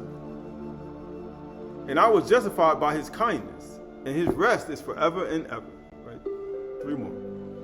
And Yuchanan, 1 John 1 and 5. This is the message that we heard from him and proclaim to you, that Yahuwah is light, and in him is no darkness at all. Why? Because he has a menorah to his right and his left, and there's no darkness, there'll be no darkness inside of him. And that's what you gotta have. You gotta have a menorah inside of you, so there won't be no darkness inside of you. He said, unless your lamp, your 7 lamps been put out, your 7 near, the 7 ruachs came in, and then the 8th, more wicked, brings 7 other spirits, and they take over your whole body, and then you won't have no self-control anymore. Then you're all in darkness, and then now Satan, all error and doubt, all in your mind, and now he deceive your senses, and now sin has now become your comfort. And that's what he does. It happens. Hey, say. If it don't happen to you, you better fight, or it will happen. Sirach 6, 18 through 19. My son, gather instruction from thy youth. So shall thou find Hukmah till thine old age. And that will happen to Shalom. He stopped gathering instructions. And then get what happened in his old age. Turn away his heart. Come unto her as one that ploweth and soweth, but you gotta come working. This ain't no halfway doing thing. And wait for her good fruits. Them roots, you gotta get plowed. You gotta wait. For thou shalt not toil much in laboring about her, but thou shalt eat of the fruits right soon. You're going to get it. You just got to win. You got to win. Chakma Sali Shaloma 8, 1 through 16. Now, when I considered these things in myself and pondered them in my heart, how to be allied with Hakma is immortality. That's the only way you're going to get it. Because wisdom is, the fear of Yahuwah, beginning wisdom, and understanding is to depart from Ra. And great pleasure it is he that have her friendship. And in the works of her hands are infinite riches. Why do you think Shalom had all them infinite riches? He was able to buy all this stuff, man. He had 700 women, 700 wives, 300 concubines. But guess what? Didn't work. And in the exercise of conference with her, prudence, and in taking with her a good report, I went about seeking how to take her to me. He's like, I've been seeking for a woman, I couldn't find it. Amazingly, he said, I found more bitter than the death of a woman. But then he said, I was looking for a woman, I couldn't find one. Because you know why? Because all that hukmah he had, he sought out all the other things, but he forgot to seek out the instructions and gather the instructions in his old age, and it turned away his heart. That's why he could never find. I was seeking out a woman, I couldn't find one. Oh, I was seeking out hukmah again, I couldn't find it. I was searching in all other places and I couldn't find it. Because Yahuwah, you know what he say? I'm going to send a famine in the land. Not of bread and of water, but of hearing the word of truth, the instructions. And guess what? When that happens, you think going to happen in your old age? You're going to go after other gods. And you're going to worship them. And you're going to turn away your heart from following Yahuwah. And that's what happens to you. Right? This Aleph, you're looking at 1, 2, 24. Let what you heard from the beginning abide in you. And if what you heard from the beginning abides in you, then you too will abide in the Son, the Ben, the life of the house, and the Father, the Ab, the strength of the house. And this is the promise he has made to us, eternal life. Right? So we look at all that, look at Yahushua Mashiach, look at the light of life, we look at the wisdom and knowledge that one needs to have within themselves, and the hukmah that one needs to govern and discern between good and evil. But if one falls away and starts falling after sin and lust and fornication, adultery, lying, the spirit of deceit, and the spirits of error and doubt, and one forgets the teachings of the knowledge of Yahushua Mashiach, Yahushua said, repent and do your first works over and start off as a seed, that you may bear roots, the right roots, that you may grow up until salvation. For we live in this world, we are not of it. But if you live in this world, and you of Yahuwah, and you live in this world, and you start being of the world, then you start to become like Shalom. After all that hukmah he had and all that prosperity he had, you'll find yourself building houses to other gods in your mind and in reality. And then you'll find yourself marrying strange things and foreign things that you should not even have in your heart. And all the spirits of sleep will take over your body. And all those 7 and 8, the spirit, when you sleep yourself out, those 7 spirits will find a way back. One spirit will find a way back. He'll bring 7 other spirits to take over all your fruit. And you'll no longer bear. And then guess what? You'll lose all self-control. And then guess what? Then you'll find yourself moving in a pattern, in a circle of sin, and not a circle of righteousness. For the infinite celestial circles continue on and is fixed on the 364-day cycle. According to the 7 celestial circles, according to the time periods, according to the cogs and the muads and the offerings that one has to Yahuwah. And we move upon these circles and these bowls of life, and we look at these oil continually burning, that we may walk in newness of life continually, and not live according to our lower self, but our higher self, within ourself, within our thoughts and our mind and our frontal lobe, and put to death all these manners of fruit and all these shadim and demons in our life, and be able and willing to crucify yourself all the way to death, till one may be brought back alive by Yahushua Mashiach. That's why he commands us all, he tells us all to repent and do your first works over. For I have not found your works perfect, and you lost the love, ahab, that you had at the first. For you let what you heard from the beginning abide in you. as it was on the first day of creation. Let there be light. And there was light. Why? Because it was darkness. But he said, I have a lamp to the left, a manure to the left and the right, that there be no darkness in me. For the meek shall inherit the earth. The meek shall inherit the earth.